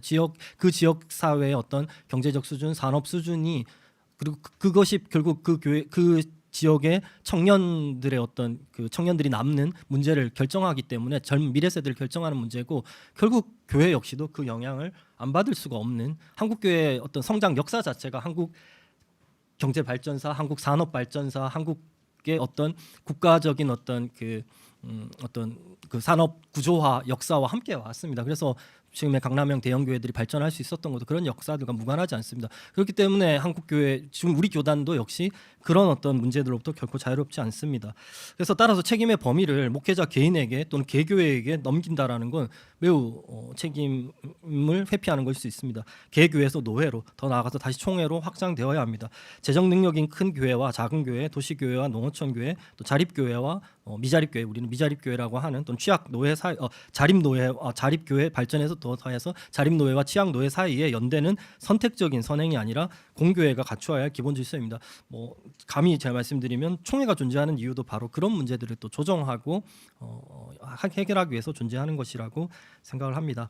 그래서 목회자 소득 보장과 관련해서 교회 안에서는 이제 목회자 기본소득이라는 표현이 실제로 많이 사용되고 있습니다. 특히 이제 코로나19 팬데믹을 거치면서 몇몇 교단, 우리 교단에서 이제 저희 목회자 최저생계비 연구 특위에서 이제 정책적 차원에서 기본소득을 검토하는 논의가 시작되었었고 다른 교단에서는 실제로 시행을 했었고 또 몇몇 개교회 차원에서 이 기본소득의 어떤 정신을 활용한 제도들이 실행된 적이 있었습니다. 정책적으로 아주 짧은 시기였지만 코로나라고 하는 코로나19 팬데믹 때 워낙 이제 그 노동 불안정 문제가 커지게 되면서 이 문제를 해결하기 위해서 좀 실행이 되었었습니다. 그래서 이 논의는 목회자의 생계를 어쨌든 개교의 형편에만 맡기지 않고 교단이든 노예든 공동체의 어떤 책임으로 제기했다는 점에서 큰 의미가 있습니다. 예를 들면 감리교 서울 남연회 웨슬리 선교 기금 연회 전체가 부담을 나누어서 미자립교회 목회자에게 그때 당시에 정기적으로 소득을 지급한 노회에서 이걸 보조해 준 것입니다. 그래서 해준 정기적으로 소득을 지급한 중요한 실험입니다. 또 개별 교회에서도 있었습니다. 그런 사례들이 교회 기금을 만들어서 그 코로나19 팬데믹 기간 동안 경제적으로 어려움에 처한 교인들이 신청해 거의 허락받고 가져가는 게 아니라 신청하면 그 교회 공동 기금에서 소득을 보장받을 수 있는 그런 제도도 시행된 교회가 있었습니다.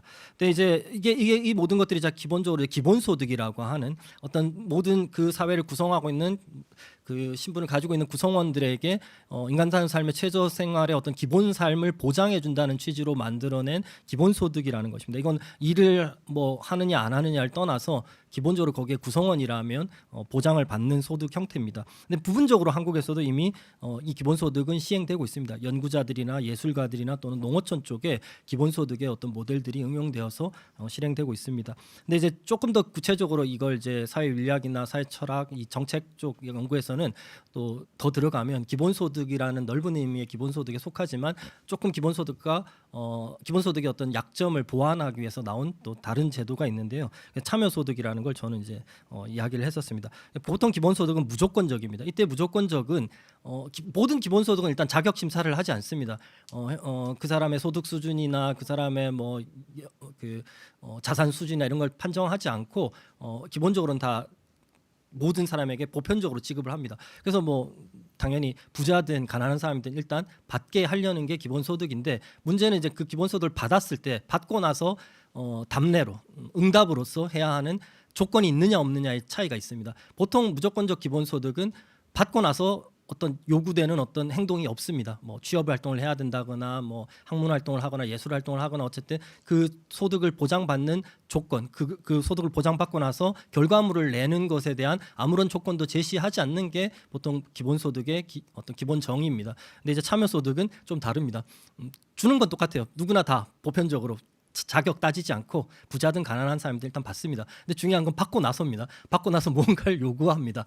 이게 이제 응용되어서 나타나는 것이 지금 한국에 이제 모르시겠지만 한국의 연구자들은 연구재단으로부터 다는 아니지만 그것도 물론 경쟁을 통해서 결정되지만 많은 부분 연구자들은 국가로부터 교육부와 한국연구재단으로부터 생계비를 지원받고 있습니다. 근데 거기에 결과물 조건이 있습니다. 논문이나 학술 저서를 내야 됩니다. 반드시. 안 내면 토해내야 됩니다. 돈 다. 그게 바로 참여소득입니다. 일종의 조건부 소득입니다. 근데 심사하기 전에 내라는 건 아닙니다. 그러니까 받고 나서 충분히 그 활동을 하고 나서 거기에 대한 맞는 사회적으로 기여하는 결과물을 내놓으라는 겁니다. 연구자들은 논문이나 저서를 또는 뭐 학술 강연이나 학술 활동을, 예술가들은 예술 작품을 내놓는 겁니다. 근데 이것이 저는 참여소득인데 이게 사회적으로 굉장히 기본소득을 관철시키는데 되게 중요한 어떤 하나의 어떤 차이점이라고 생각합니다. 왜냐하면 기본소득은 언제나 문제 제기가 되는 게 있거든요. 이게 결국 세금으로 만들어지는 건데 일하는 노동자들은 열심히 일해서 기본소득의 재원에 만드는 데 참여하는데 띵가띵가 놀고 아무것도 안 하는 백수들은 기본소득을 받고 계속 놀기만 한다라는 게 이제 일하는 사람들로부터 늘 제기되는 문제거든요. 이 문제에 대한 어떤 응답을 위해서는 반드시 기본소득에서는 어떤 조건부가 붙어야 된다라는 게 학계에 참여소득을 지지하는 분들의 입장입니다. 그래서 근데 참여소득은 근로연계복지하고는 다릅니다. 예전에 근로연계복지는 실업급여든 이런 것들을 받고 나면 일을 해야 됐습니다. 일자리를 구해야 됩니다. 그러니까 다시 노동을 해야 되는 건데 참여소득에서 조건부로 그 기준으로 제시하는 활동은 노동에 제한되지 않습니다. 사회적으로 가치 있는 활동이면 다 됩니다. 그래서 시민사회 봉사, 뭐 시민활동들, 또 돌봄 활동들, 복지, 뭐 그다음에 뭐 교육 활동들, 또 연구 활동, 예술 활동, 저는 거기에 목회를 집어넣자는 겁니다. 목회는 왜 안 되냐는 겁니다. 목회는 왜 사회적으로 가치 없는 활동인가? 목회는 왜 시민사회 운동이나 교육 활동이나 돌봄 활동이나 학문 활동이나 예술 활동에 못지않게 목회도 충분히 사회적으로 공적인 가치를 갖는 활동이니까 목회도 이 참여소득을 받을 수 있는 활동 범위에 집어넣자라는 게 저의 주장입니다. 그래서 저는 몇 년째 그 이야기를 해왔고 이 연구 특위 안에서도 기본소득이 먼저 논의되고 있었으니까 기본소득 조건 저도 동의하는데 조금 더 우리가 이것을 얻어낼 수 있는 더 좋은 신학적 정당성을 갖는 윤리적 정당성을 갖는 모델은 참여소득이 될 수 있습니다. 참여소득은 뭐 새로운 거 참여하고 하는 게 아닙니다. 지금 우리가 하고 있는 목사님들이 현실적으로 하고 있는 활동을 그런 의미로 참여소득을 보장받는 사회적으로 가치 있는 활동, 더 정확히는 사회적 가치를 생산하는 활동으로 재정의하기만 하면 됩니다. 근데 뭐 새로운 걸 추가할 것도 없고 이미 하고 있는 활동들을 그런 의미로서 다시 의미화하면 됩니다라고 제가 지금 주장을 해왔습니다. 그래서 목회자 참여소득의 뭐 기본적인 정의는 저는 이렇게 정의를 합니다. 교회와 지역사회 안에서 사회적으로 가치 있는 목회 활동을 지속적으로 수행하는 목회자에게 교회 공동체가 이제 개교회를 넘어서서 지금 저희의 맥락에서는 그 활동의 가치를 인정하여 일정한 소득 기준선까지 부족분을 보충하는 교단적 소득 보장 제도로 저는 생각을 하고 있습니다. 그러니까 새로운 뭔가로 전면적으로 사례비라든가 우리 최저생계비나 교단의 생보라든가 연금을 다 대체하자는 게 아니라 아까 말씀드린 그 부족분을 채워야 되는데 그 국가가 정해놓은 기준, 국가 사회에서 통용되는 최저생계 또는 최저임금에 우리 실제 목회자들의 기장교단 목회자들의 소득을 맞춰야 되는데 그 맞추는 부족분을 뭘로 메울 것인가, 무엇으로 그것을 정당화할 것인가를 할 때 저는 이제 참여소득이라는 개념을 가지고 와서 그 부족분을 메워 나가자는 겁니다. 그래서 기본적으로는 뭐 이런 겁니다. 여기에서 이제 세 가지가 있습니다. 성과급, 뭐 설교 한 편, 신방 한 번, 뭐 봉사 1시간 뭐 이런 거에 대해서 새벽기도 1시간, 예배 1시간 이렇게 해서 매기는 성과급 같은 거 그런 거는 전혀 아닙니다. 그걸 뭐 저희가 하고 있는 그 목회 활동이나 또 목회 활동에는 당연히 성례전이나 예배 이것만 포함되지 않습니다. 목회 해보시고 다들 계시니까 아시겠지만 목회에는 신방이라든가 또 여러 가지 그 경조사에 목사님들이 가서 해야 하는 또 지역교회일수록 시골교회일수록 제 동료 목회자한테 듣는데 1년의 절반이 장례식 설교와 장례식 치르는 거라고 얘기할 정도로 목사님들이 그런 일들을 합니다. 근데 이 활동을 그냥 목회라는 거, 저희의 어떤 종교 교회 기관 사역으로만 볼 수 없고 사실 기본적으로 사람을 돌보는 활동입니다. 그런 활동들을 그냥 단순히 어떤 돈으로 상품으로 환산하려는 제도는 절대 아닙니다. 이것에 사회적 의미를 부여하자는 겁니다. 그래서 둘째, 교단 소속 모든 목회자에게 같은 금액을 지급하는 완전한 보편적 기본소득도 아닙니다. 제가 보편적 기본소득에 대해서 거부감을 갖는 이유가 이런 어떤 구체적인 행위 조건에 따라서 이렇게 조절해야 되는 그런 부분이 없기 때문에 너무 기계적으로 똑같이 다 주고 거기에 대해서 결과에 대해서도 어떤 그 소득을 받은 사람이 무엇을 할 것인가에 대해서도 아무 따지도 않는데 저는 이제 그 목회에는 적합하지 않습니다. 그래서 개교회가 지급하는 사례비를 전제로 당연히 하면서도 일정한 기준에 미달하는 부족분을 부분적으로 보충하는 어떤 제도로서 저는 생각을 하고 있습니다. 이게 일단 현실적으로는 지금 이제 말씀드릴 수 있는 어떤 기본적인 접근 방식인 것 같습니다. 그래서 참여소득의 조건이 되는 목회 활동의 범위는 뭔가 약간 반복이긴 하지만 일단 기본적으로 예배와 설교, 성례전과 신방에만 한정되지 않습니다. 이건 당연히 포함합니다. 그 원래 참여소득 자체가 나올 때도 참여소득은 노동을 배제하지 않습니다. 일반적으로 활동하는 그 노동도 참여소득을 받을 수 있는 조건에 포함하고, 근데 그걸로만 환원되지 않고 일반적인 어떤 임금 노동에 포함되지 않아 왔던 사회적으로 가치 있는 활동들, 이 앤서니 애킨슨이라고 하는 처음 이 모델을 제시했던 영국의 경제학자는 그분이 포함시켰던 것은 돌봄 활동들, 교육 활동들, 그리고 또 시민사회 활동들, 이런 것들을 포함시켰습니다. 저는 이제 거기에 목회 활동을 포함시키자는 건데요. 뭐 아시겠지만 목회자는 조금 인문학적으로 해석을 해보려고 합니다. 교회학교와 성경 공부를 하는데 이 과정에서 당연히 인문학적이고 윤리적인 교육을 담당합니다. 또 나아가서 노인과 아동, 환자와 고립가구를 방문하고 돌봅니다. 그게 신방이 됐든 뭐 기도회가 됐든 구역 기도회가 됐든 여러 이름으로 이루어지고 있지만 실제로 하는 활동들은 단순히 기도만 해주는 활동이 아니라 정서적으로 그분들을 케어하고 돌보는 활동을 하고 계십니다. 그리고 개인과 가족의 상담, 또 애도와 재난, 질병과 위기 상황에서 정서적 지원을 합니다. 가서 기도해주고 위로해주고 신방합니다. 또 소그룹과 세대 연결을 통해 공동체를 형성하고, 또 급식, 뭐 우리 교단에 특히 많지만 급식과 공부방, 또 이주민 지원과 재난 구호 같은 활동들에도 기관 선교 차원에서 또는 교회 자체의 어떤 사회 선교 차원에서 하고 있습니다. 더 나아가서 빈곤층과 장애인, 또 이주민과 비정규 노동자 등 취약한 이들의 권리를 옹호하고, 우리 교단은 특히 생태 전환과 또 평화 교육을 실천하기도 하고 있습니다. 이런 우리가 이미 하고 있는 활동의 상당 부분은 근데 시장에서 적절한 가격을 받지 않는 활동들입니다. 그렇다고 해서 가격으로 측정이 안 된다고 해서 가치가 없는 활동은 아니죠. 당연히 사회적인 가치가 있는 활동입니다. 화폐적 가치, 기업적 가치, 시장적 가치를 인정하지 못할 뿐 사회적으로는 매우 중요한 가치를 갖습니다. 가족 돌봄과 자원봉사, 공동체 활동처럼 다른 일반적인 NGO에서 하는 활동만큼이나 우리 사회를 유지하는 데 필수적인데 임금 체계에서는 충분히 보상받지 못하고 평가받지 못하는 활동들입니다. 바로 참여소득은 바로 그런 원래 취지가 그런 비가시적인 활동들을 사회적인 기여로 인정하자는 취지로 제안이 되었었습니다. 그것을 이제 우리는 목회에도 가져올 수 있다고 생각을 하는 것입니다. 그래서 목회는 뭐 조금 이제 아까 했던 얘기의 또 반복이지만 이론적으로 하면 이런 이야기들을 해볼 수 있고요. 목회는 기본적으로 미충족된 사회적 필요에 응답하는 활동이라고 할 수 있습니다. 핵심만 읽자면 목회는 복지기관의 어떤 부족한 인력을 대신하는 기능에 그치지 않고 더 나아가서 적극적으로 새로운 관계와 공동체를 만드는 창조적이고 사회 변혁적 활동입니다.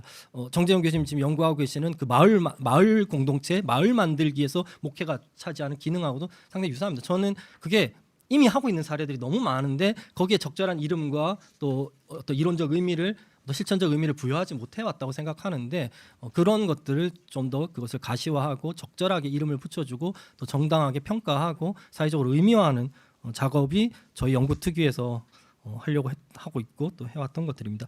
그래서 사회주의적 정당성 뭐 이런 것들이 있고 핵심은 이겁니다. 참여소득의 사회적 의미가 뭐냐? 사회적인 존경을 부여하는 겁니다. 이런 활동들이 우리 사회가 돌봄이 중요하다고 이야기는 하지만 아시다시피 자본주의 사회에서 중요하다는 건 말로 중요하다는 거 끝나지 않습니다. 자본주의 사회에서 제일 중요한 그 중요성을 입증하는 도구는 좀 속된 말이지만 얼마 주느냐입니다. 근데 우리 사회에서 돌봄이 중요하다고 말은 하지만 돌봄 노동자들에게 우리가 얼마 줍니까? 매우 적게 주죠. 목회자도 그런 차원에서 목회가 사회적 돌봄이고 공동체를 돌보고 하는 활동, 돌봄 활동의 목회의 영어 이름이 패스토럴 케어잖아요. 목회적 돌봄인데 목회도 돌봄 활동의 일환인데 그래서 공동체와 사회를 유지하고 또 이어나가게 하는 되게 중요한 활동인데 그 돌봄 활동의 일환인 목회를 중요하다고 이야기하면서도 적절하게 자본주의적인 관점에서, 물론 자본주의적 관점에서 무조건 다 평가를 해야 된다는 것은 아니지만 그 기준에도 미치지 못한다면 좀 심각한 거죠. 그래서 참여소득은 기본적으로 사회적 존경, 어떤 사회적으로 의미 있는 활동, 사회적으로 가치 있는 활동을 하는 것에 사회적 존경을 부여하려는 거고, 목회라고 하는 활동도 저는 목회자에게 소득을 보장한다는 건 그냥 형편이 어려우니까 도와준다, 뭐 이런 게 아니라 교육과 돌봄, 또 상담과 공동체 형성, 지역사회 봉사와 약자 옹호가 목회자들이 하고 있는 이런 활동들이 우리 사회 공동체를 밑바닥에서부터 유지하고 또 지탱하는 데 있어서 필요한 공적인 활동이라는 것을, 그 의미를 인정하고 거기에 사회적인 존경을 제도적으로 보장하려는 그런 것이라고 할 수 있습니다. 그래서 참여소득은 분배와 인정을 결합합니다. 소득 분배로만 끝나지 않고 사회적인 인정을, 사회적인 가치를 인정해주는 활동입니다. 뭐 신학적 정당성은 좀 건너뛰겠습니다. 네, 뭐 이건 기본적으로 제가 어떤 논리로 만들어낸 것이냐 하면 예수 그리스도가 이제 하나님이 우리에게 주신 선물이라고 할 때 바울 신학 체계에서 그리스도라는 선물을 받은 사람에게 그럼 선물 받고 땡이다 이런 논리는 없습니다. 선물을 받으면 선물 받은 사람으로서 선물 준 사람에게 이게 선물과 이 공짜로 받는 물건의 차이인데 선물을 받게 되면 뭘 하게 됩니까? 우리는 이 바울도 살았던 그 시대의 세계관에서는 답례를 해야 됩니다. 답례를. 근데 하나님이 우리에게 예수 그리스도라는 선물을 줬어요. 은혜라는 선물을 줬는데 구원이라는 선물을 주셨는데 답례를 어떻게 하냐? 우리가 뭐 하나님을 또 구원해 줄 수는 없다면 그 선물을 받은 사람으로서 합당한 삶을 사는 답례적 활동을 해야 합니다. 그게 바울의 신학 논리 안에 있습니다. 그런 차원에서 은혜는 응답을 낳기 때문에 이런 참여소득은 어떤 면에서는 공적인 차원에서의 선물이라고 할 수 있습니다. 한 사회가 함께 생산한 한 공동체가 함께 생산한 한 자원을 또 소득을 분배해 주는 것이고 그 개인의 차원에서는 선물을 받는 겁니다. 뭐 최근에 많이 회자됐던 그 김장하 선생이 하셨던 말처럼 나는 이 사회에 있는 것을 다시 너에게 준 것이니 감사를 하려면 나에게 하지 말고 사회에게 해라. 개인에게는 그런 식으로 다가올 수밖에 없습니다. 이런 이제 소득 보장은 그런 의미에서 선물에 대해서 응답을 해야죠. 근데 응답을 어떻게 할 겁니까? 우리가 다시 또 뭐 돈을 내놓는 건 아니죠. 그게 아니라 교회와 지역 사회를 섬기는 책임 있는 활동을 계속 이어나가는 겁니다. 목회자가 해온 그 사회적으로 가치 있는 활동들을 이어나가는 것만이 저는 답례라고 생각합니다. 그렇게 생각하면 뭘 새로 하는 게 아니라 이미 하고 있는 것들을 잘 계속 장려하고 보장하고 적극적으로 뒷받침해주는 더 힘내서 그것이 의미 있는 활동이라는 것에 어떤 힘을 실어주고 긍지를 부여하고 또 자세적 존경을 부여함으로써 적극적으로 오히려 지원하는 의미가 있다고 볼 수 있습니다. 좀 시간이 많이 지체돼서 빨리 마무리하겠습니다. 제가 이제 이거는 이제 처음 말씀드리는 건데 저는 이제 이번에도 준비를 하면서 우리 생활보장제도가 좋기 때문에 이 생활보장제도를 발전시키는 것이 참여소득 모델을 발전시키는데 처음에 저는 이제 참여소득을 좀 별개의 제도로 생각을 하고 제안을 하려고 했으나 좀 더 공부하고 같이 저희 위원회 목사님들하고 이야기를 하면서 느낀 것은 이미 있는 제도를 업그레이드하고 발전시키는 것이 제 이제 논리 안에서는 더 설득력이 있겠다 그런 생각을 했습니다. 그래서 제가 제안하는 건 완전히 새로운 제도를 만들어서 뭐 기존 생활보장제를 대체하자는 게 아니라 생활보장제가 이미 세워놓은 토대를 생활보장제 2.0으로 발전시키자는 겁니다. 30년 됐던 동안 많은 이제 어떤 개정이나 어떤 개선들이 이루어져 왔지만 좀 더 획기적으로 발전시키면 좋겠다는 겁니다. 그래서 교단의 최저 보장선을 좀 더 높여야 됩니다. 네, 일단 이게 제일 중요하죠. 최저 보장선을 사회적 수준에 맞춰서 국가적 수준에 맞춰서 높여줘야 되고요. 거기에서 뭐 목회자가 노동자냐 아니냐, 뭐 목회가 노동이냐 성직이냐 이걸 막 따지고 있을 문제는 아닌 것 같습니다. 일단 실질적인 삶이 보장이 돼야 되는 거니까요. 그래서 기준선과 실제 생활소득의 부족분을 보충해줘야 하고 그 부족분을 이제 개교회, 노회, 총회가 어떤 방식으로 비율적으로 우리 그 생보 헌금을 할 때도 교단에 낼 때도 교회와 개별 목회자 간의 분담이 나눠지잖아요. 50대 50이든 아니면 100%다 지급이 교회가 다 해주든 그런 것처럼 이것도 역시 개교회, 노회, 총회가 이 기금에 대해서 생활보장제도 안에 이제 포함될 그 참여소득 개정을 만든다고 했을 때 그 분배를 뭐 할 수 있을 것 같습니다. 분담 비율을. 자 그리고 또 중요한 건 이제 소득 지원을 표준 합의 동역 합의서와 함께 조세, 연금, 건강보험 등 우리 사회에서 흔히 이야기하는 노동자의 가장 기본적인 혜택이라고 하는 4대 보험과 연계시키는 작업을 해나가야 한다고 생각합니다. 목회자가 노동자라서 보장하자는 게 아니라 노동자보다 더 가치 있는 활동이 맞다면 노동자들도 받는 최소한의 사회적 사회임금이라고 보통 불리는 4대 보험을 어떤 방식으로든 해줘야 된다. 저도 교계에 있었지만 저는 4대 보험을 다 받아본 적은 없었거든요. 건강보험만 받았었는데 이제 학교로 들어와 보니 학교는 4대 보험이 의무입니다. 네, 그런 것처럼 기본적으로 목회자들 아까 이제 교원들의 수준의 목회자들의 사례비를 맞춘다 얘기했는데 사례비를 맞춘다는 걸로 끝나면 안 되고 교원들이 받는 복지, 기금인, 임금인, 사회임금인 4대 보험을 또 어떻게 같이 맞출 것인가도 이제 본격적으로 논의할 필요가 있다고 생각을 합니다. 그래서 마무리해야 되는데 최저 생계비를 어떻게 정할 것인가는 이렇게 최저 보장선, 또 적정 생활선, 표준 호봉, 사회보장 하나씩 이제 정교화해 나가면서 처음에는 러프하게 최저 보장선으로 했다가 조금 더 이제 이 최저 임금만이 아니라 생계비, 가족을 포함하는 비용으로 올리고 더 나아가서 이제 표준 호봉이나 사회 보장의 구체적인 것들을 만들어 나갈 수 있을 것 같습니다. 최저임금 월 환산액인 215만 원을 어느 정도 어쨌든 염두에 두고 최저 보장선을 저는 맞춰 나가야 한다고 생각을 합니다. 그다음에 이제 뭐 부족한 부분들은 뭐 단순히 이제 이거 중에 이제 75만 원이 하는데 이것을 하고도 아까 처음에 말씀드렸죠. 최저생활보장제 최고 42만 지급하고도 남는 일단 33만 원으로부터 어떻게 이 33만 원을 지원을 메울 것인가, 이 정도 금액을 메울 것인가를 고민하면서 참여소득 개정을 이 생활보장제 안에 별도로 신설해서 고려해 볼 수 있지 않을까 그런 생각을 말씀드렸습니다. 네, 그래서 이런 것들은 뭐 이제 구체적인 비율은 그냥 제 머릿속에 있는 것일 뿐이고요. 이건 뭐 결정된 거 하나도 없고 그냥 아이디어일 뿐입니다. 이렇게 이제 한다면 뭐 이렇게 안이 있겠죠. 해볼 수 있는데 예시일 뿐이며 이건 이제 구체적으로 제가 그래서 저희 위원회와 또 선교위원회 목사님께도 같이 선교위원회 우리 저희 최저생계비위원회와 같이 하는 선교위원회 얘기했던 게 좀 조사가 필요하다. 일단 우리도 아까 정재영 교수님 보여주셨듯이 그 많은 목회 데이터 연구소라든가 이런 연구소에서 하고 있듯이 기장교단 자체적인 목회자들의 경제적 현실과 지금 이제 사례비 수준이나 뭐 생활 수준에 대한 구체적인 전수 조사까지는 아닌데 어쨌든 조사를 해야 이 비율을 그 다음에는 저희가 고려를 해볼 수 있을 것 같아요. 자, 그런 것들을 말씀드렸고요. 그래서 이런 것들 통제 장치 이건 이제 질문이 나오면 답변 때 나중에 말씀드리겠습니다. 그래서 뭐 5개년 나름대로 있었습니다. 작년에 짤 때는 1년 차는 이제 실태 조사 이게 제일 중요한데 실태 조사를 아직 못 하고 있습니다. 실태 조사를 하자고 제가 박우배 목사님께도 말씀드렸고 뭐 몇 가지 이전에 했던 데이터들이 있는데 그런 것들과 함께 저희도 저희 나름대로 아마 그럴 때 또 정재영 교수님께 자문을 받을 수 있을 것 같아요. 저희가 이제 질문을 만들 때 이런 어떤 설문조사를 설계할 때 도움을 받을 수 있을 것 같습니다. 어쨌든 교단의 어떤 정책을 만들려면 기본적으로 현실 진단부터 돼야 돼서 실체 조사를 하고 또 전 노예로 다 못하면 일단 시범 노예를 정해서 뭐 이렇게 더 열악한 쪽에 또 아마 해야겠죠. 그런 운영도 해볼 수 있을 것이고 확대해 나가고 이렇게 해서 저는 일단 5년 차로 생각을 하고 나름 이제 이런 로드맵을 만들어 봤었습니다.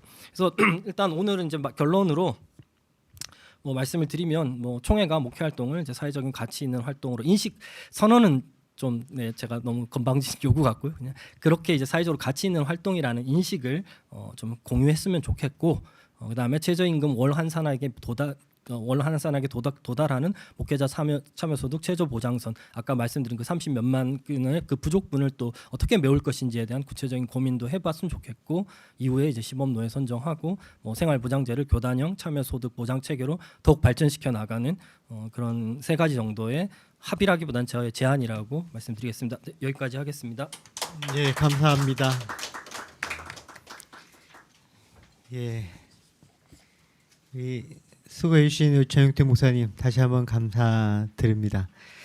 우리 정재영 교수님 우리 먼저 좀 압축해서 그러면 뭘 어떻게 해야 되는지 알려주시면 좋을 것 같습니다.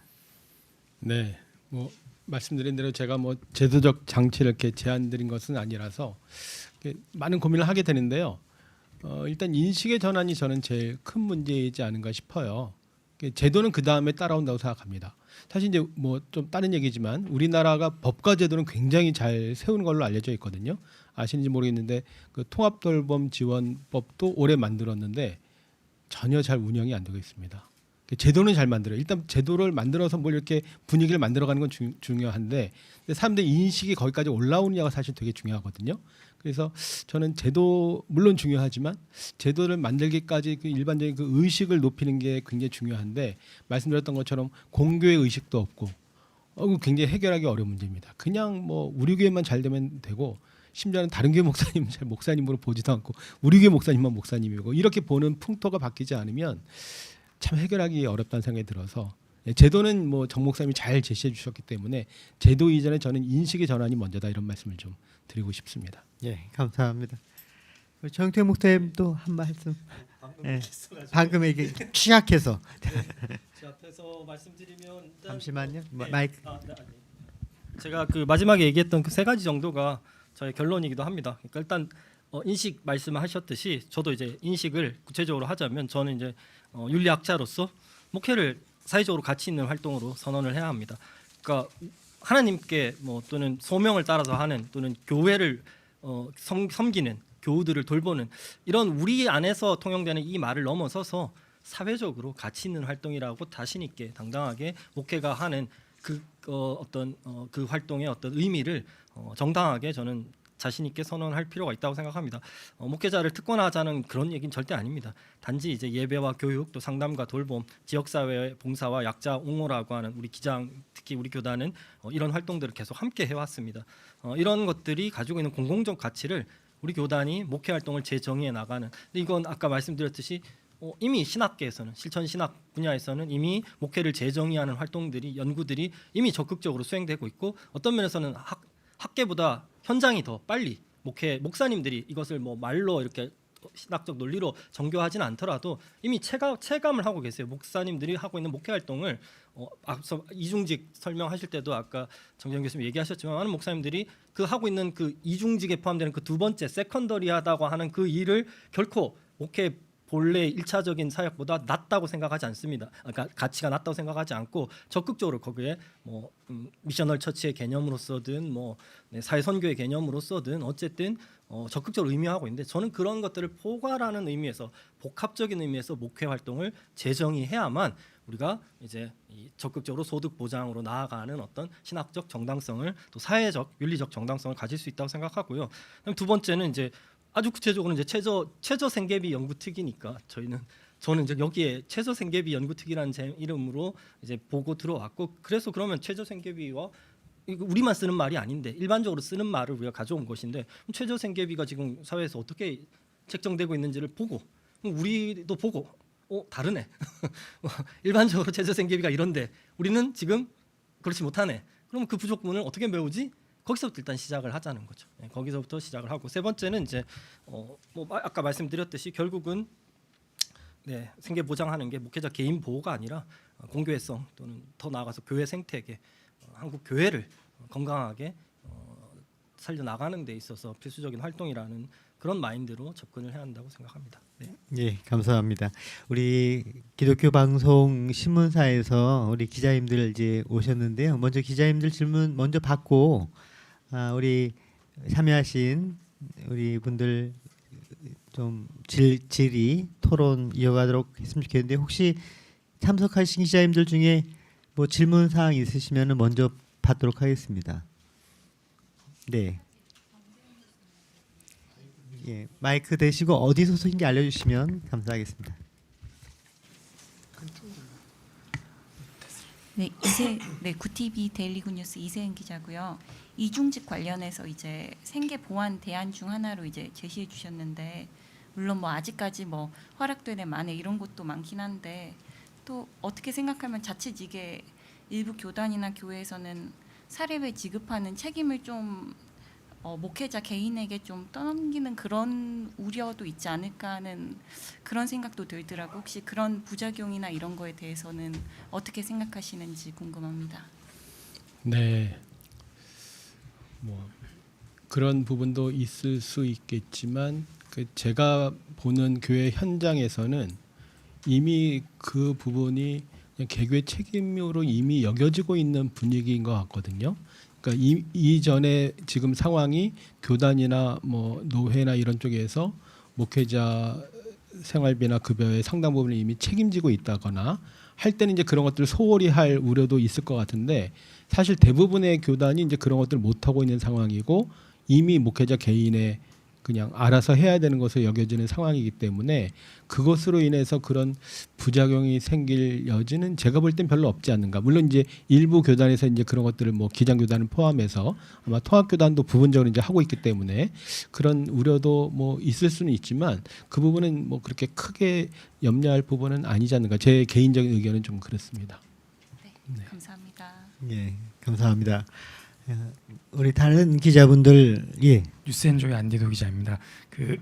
정영택 목사님께 질문 드리고 싶은데 참여 소득에 대해서 제안해 주신 게 너무 신선하고 또 좋은 제도 같다는 생각이 드는데 한편으로는 아까는 어떤 성과급이나 이런 제도가 아니라는 부연 설명해 주시긴 했는데 그래도 어찌됐든 참여 소득을 한다면 어떤 결과에 대한 평가나 결과에 대한 제출이 이루어질 것 같은데 그 기준들은 좀 무엇이라고 볼 수 있는지 그리고 그 평가를 한다면 과정은 어떻게 좀 이루어져야 한다고 보시는지 궁금합니다.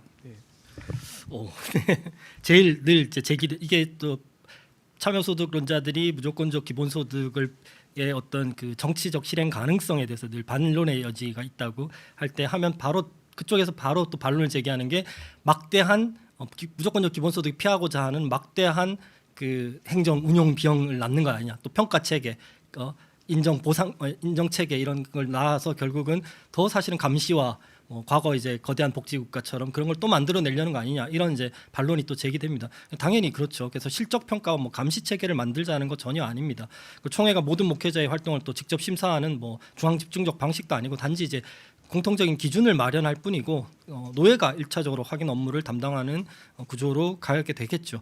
근데 뭐 이것 자체가 뭐 기본적으로 목회활동 및 인정 및 소득보장위원회를 이제 모에서 만들어서 근데 그 평가 체계를 기본적으로 평가 체계라기보다는 그걸 이제 운영하고 작동시키는 어떤 실무적인 위원회를 좀 잘 만들면 된다고 생각해요. 그 노예 임원과는 별개로 제 생각에는 뭐 생활보장제나 또 선교 분야 담당자나 여성 목회자 또는 부교육자, 사회 선교 현장에 있는 또 활동하시는 분들, 또 시민사회 전문가들 이런 분들을 이제 해서 소규모 위원회 같은 것들을 만들어서 이 만약에 이 참여소득을 일단 강제로 하면 좋지만 강제가 안 될 경우 신청을 받는다고 했을 때 신청을 받아서 그 만들어 놓은 기금을 지급받는 방식으로 한다고 했을 때 그래도 어쨌든 신청을 받으면 어쨌든 그걸 뭐 평가하고 심사할 수 있는 위원회가 있어야 되는데 그 위원회를 노예 안에 따로 두고 작동시킬 수 있을 거라고 생각합니다. 업무 절차도 굉장히 복잡할 필요 없고 그냥 딱 한 쪽짜리 정도, 한 쪽짜리. 제가 이제 연구자로서 국가로부터 그 연구 지원을 받고 있는데 저희는 15장씩 연구 계획서 써서 내거든요. 네. 그거 받고도 선정률이 10%도 안 됩니다. 박사들끼리 경쟁하는데. 자, 근데 개교회 목회 현장에서 뭐 그렇게 할 거 아니잖아요. 기본적으로 다 주기 위한 건데 소명을 확인하고 또 책임성을 부여하기 위해서 한 쪽짜리 정도의 목회 활동 계획서나 본인이 이 참여소득을 받는 활동을 하고 있다 또는 하겠다라는 그런 아까 말씀드린 응답으로서 하겠다라는 그 그냥 계획서 한 쪽짜리 정도 하고 그냥 네, 이 만들어진 위원회가 있다고 하면 노예위원회 뭐 위원님들과 잘 소통하면서 그렇게 하는 거라고 생각합니다. 이거 저는 이제 아이디어를 어디서 얻었냐면 사실 이제 저희 총회가 이미 하고 있는 사회선교사 제도, 사회선교사 제도가 무슨 시험 공모 방식 그런 게 아니거든요. 그 사역은 본인이 제일 잘 알기 때문에 와서 그 취지와 정당성을 설명하면 대체로 다 큰 무리 없이 선정되고 또 계속 진행되듯이 그런 방식으로 저는 비슷하게 해볼 수 있을 것 같습니다. 그래서 뭐 이걸 한다고 뭐 엄청난 평가 체계와 뭐 이런 걸 하고 그러지는 않는 겁니다. 네. 그러나 어느 정도 책임성은 당연히 있으니까 네, 그 정도로. 예, 답변이 있을 거라고 생각합니다. 혹시 다른 기자분들 있으시면 질문해 주시고요. 네, 저는 그 평화나무 기자 신비롬이라고 합니다. 저도 정 목사님한테 좀 질문을 드리고 싶은데 결국 그 목사의 책임에 대해서 노예나 총회가 함께 좀 책임을 져줘야 한다라고 했는데 노예나 총회도 역시 재정적으로 충분하지 않은 상황들이 좀 있을 것 같아요. 그럼 혹시 생각하시는 뭐 노예나 총회가 그 금액을 어떻게 좀 마련할 수 있을지 뭐 거기에 대한 방안이 좀 있으신지 여쭙고 싶습니다. 기본적으로 일단 뭘 설계를 하려면 일단 지금 이루어지고 있는 그 재원이 마련되고 있는 구조부터 좀 먼저 분석을 해야 된다고 생각합니다. 이제 기장교단으로 치면 이제 현행 뭐 생활보장제도에 뭐 적립금과 의무원금 비율은 어떻고 또 적립금은 어느 정도 수준이 되고 또 지급 구조는 어떤지 이런 것들을 분석하고 좀 잘 일단 관찰을 해놓고 거기에서 이제 우리가 발전시킬 수 있는 빈 부분들을 또 발견을 해야 될 것 같고요. 기본적으로 저는 일단 시범 사업 단계가 만약에 이게 저의 그냥 어디까지나 한 연구자의 그냥 머릿속에 있는 생각일 뿐입니다. 뭐 교단의 공식적 입장이 전혀 아니니까 네, 그냥 연구자로서 말씀드리면 뭐 시범 사업 단계에서 이제 생활보장제 안에 별도의 이제 아까 제가 말씀드린 목회자 최저소득 보장을 위한 목적 계정으로서 참여소득이라고 불리는 그 계정을 따로 하나 만들고 그 계정에서 기존의 생활보장제도와 충돌하지 않으면서 그 안에서 부족분을 메워 나갈 수 있는 어떤 그런 목적성의 어떤 기금으로서 만들고 그래서 그거를 운영을 해 나가면서 일단 전면적으로 하면 또 이게 다 다를 수 있기 때문에 시범 노예를 또 선정을 해서 거기에서 일단 여러 가지 이렇게 시행착오를 일단 먼저 확인을 해봐야 되기 때문에 전면적으로 교단에 했다가는 더 역효가 날 수 있으니까 일단 시범 노예 같은 데를 선정해서 좀 단기적으로 또 중기적으로 좀 일단 시행을 해보면서 이것이 장기적으로 시행됐을 때 어떤 가질 수 있는 효과나 약점이나 이런 것들을 미리 좀 검토하는 그런 시뮬레이션 단계가 있어야 된다고 생각합니다. 근데 어쨌든 제가 말하는 이 기금은 좀 별도로 분리를 해서 그 안에서도 최저 생보 안에서도 별도로 그 관리하면서 그 어떤 외부 회계 감사도 받고 뭐 공공성을 가져야 되니까 당연히 아까 심사위원회도 있다고 했듯이 그걸 받는 사람의 어떤 그것도 평가하는 것도 있지만 이 기금이 잘 작동하기 위해서는 또 총회 차원에서 또 다른 기구가 또 감사라든가 또는 뭐 평가를 한다거나 뭐 그런 서로 상호 견제를 계속하면서 해 나가는 게 노회 안에서도 그렇게 할 수 있겠죠. 그런 식으로 작동하는 게 좋지 않을까 싶습니다. 예, 사회자로서 이제 위원장으로서 잠깐 답변을 드리면요. 저희가 이 목회자 최저 생계비 그 특별위원회가 생긴 그 이유가 여러 가지 문제 제기해 주셨고 또 이 문제에 대해서 그럼 총회가 방향을 좀 정해 주시고 지금 기장에 속한 28개 노회가 그 각 노회별로 재정 마련에 대해서 고민을 좀 하고 있습니다. 그래서 이거를 좀 중구난방으로 노회에다 맡겨둘 것이 아니라 총회에서 기본 방향을 정하고 28개 노회가 지금 시행하고 있고 시행을 준비하고 있고 위기를 직면한 노회에다가 움직일 수 있도록 제도를 마련함으로써 지금 실질적으로 재정적인 도움을 드리는 노회가 있거든요. 그래서 그 노회를 총회가 어떤 방향으로 안내할 것인지 그래서 말씀해 주신 대로 기본적으로 그 목회자를 재정적으로 지원할 수 있는 노회를 선정하고 그리고 확대해서 그 할 수 있는 그 방안과 제도를 마련하는 것이 이제 우리 특별위원회의 또 임무이기도 하고 또 저희들 연구 과정입니다. 예, 우리 기자님들 또 다른 또 설명하실 뭐 질문하실 거 없으시면 우리 이제 참여하신 우리 귀한 목사님들 장로님들 또 참여하신 분들 중에서 좀 질문이나 또 뭐 토론하실 거 있으면은 질의해 주시기 바랍니다. 우리 정재영 교수님께서 그 한국교회 목회자의 경제 현실과 지속 가능한 목회를 위한 제도 과제로 우리 교수님 저서 중에 강의된 청빈을 중심으로 하셨는데요. 우리 목회자 빈곤 극복 방안으로 우리 교수님 공교회성과 공교회성 회복, 교회 생태계 개념을 제시하셨고, 다만 이가 선언적인 찬회에서 머무를 위험이 있기 때문에 공교회성 회복을 실제 그 우리 한국 교회에는 교단 행정과 재정 구조 차원에서 구현할 수 있는 구체적인 그 장치, 노예 차원의 의사 결정에 대한 권한 조정이나 그 기구 신설 등에 대한 혹시 제안이 있으신지 말씀 부탁드리겠습니다. 네. 아무튼 아까 잠깐 말씀드렸던 것처럼 제 원래 전공이 사회학인데 제도보다는 아무튼 인식이 먼저다 이런 생각이 좀 강해서 제도는 필요하죠. 근데 그렇게 말씀드리는 이유가 아까 이제 공교의 인지율에 대해서도 말씀을 드렸지만 우리가 이제 목사님들 목회하실 때도 이제 하나님 나라 많이 강조하시잖아요. 근데 어떤 목사님이 말씀하시는데 하나님 나라가 굉장히 중요해서 목회를 하면서 부임해서 처음부터 하나님 나라에 대해서 설교를 많이 하고 1년 내내 하나님 나라 얘기를 하는데도 10년이 되도록 교인들이 하나님 나라가 뭔지를 잘 모르더라는 거예요. 그래서 10년이 되니까 이제 서서히 장로님들도 대표기도 하실 때 하나님 나라 얘기하고 하나님 나라라는 게 표현은 조금씩 이제 하기 시작하시는 것 같다는 얘기를 하더라고요. 그래서 저는 아까도 말씀드렸지만 우리 한국교회 안에 공교회성에 대한 인식 자체가 너무 낮아서 전에는 어떤 큰 뭐 이름 말하면 다 아실 만한 오래된 유명 대형 교회인데 그 권사님이 어디 그 지역에 큰 재난이 발생해가지고 도와주려고 막 그 교인들하고 모여서 사회봉사부에서 차를 타고 이렇게 불이 나게 달려가서 현장에 도착했는데 이미 다른 교회 봉사팀이 와 있더라는 거예요. 너무 맥이 빠져가지고 기분이 상해가지고 그냥 돌아왔다 그러시더라고요.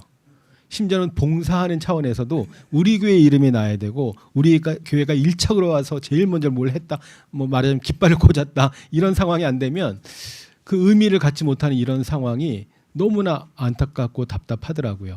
그래서 먼저 이제 공교회라는 게 뭔지, 한국 교회가 모두 다 하나의 교회고 공동체라는 게 뭔지에 대한 인식이 좀 필요하리라는 생각이 들고요. 제도는 뭐 여러 가지를 할 수 있다는 생각이 들어요. 이미 아마 기장교단 안에 있을지 모르겠습니다만 그런 공교회성을 좀 많이 인식하고 강화할 수 있는 그런 뭐 위원회들 같은 것들도 좀 필요할 것 같고요. 흔히 이제 교단에서는 뭐 동반 성장 위원회 뭐 이런 것도 있잖아요. 그런 거라든지 또 개교회로서의 어떤 지나친 권한을 이렇게 가져서 개교회 독단으로 단독으로 뭐 이렇게 교단 교단의 어떤 생각과는 다르게 정서와는 다르게 하는 그런 것들을 좀 제어한다든지 그런 것들이 좀 필요할 것 같고요.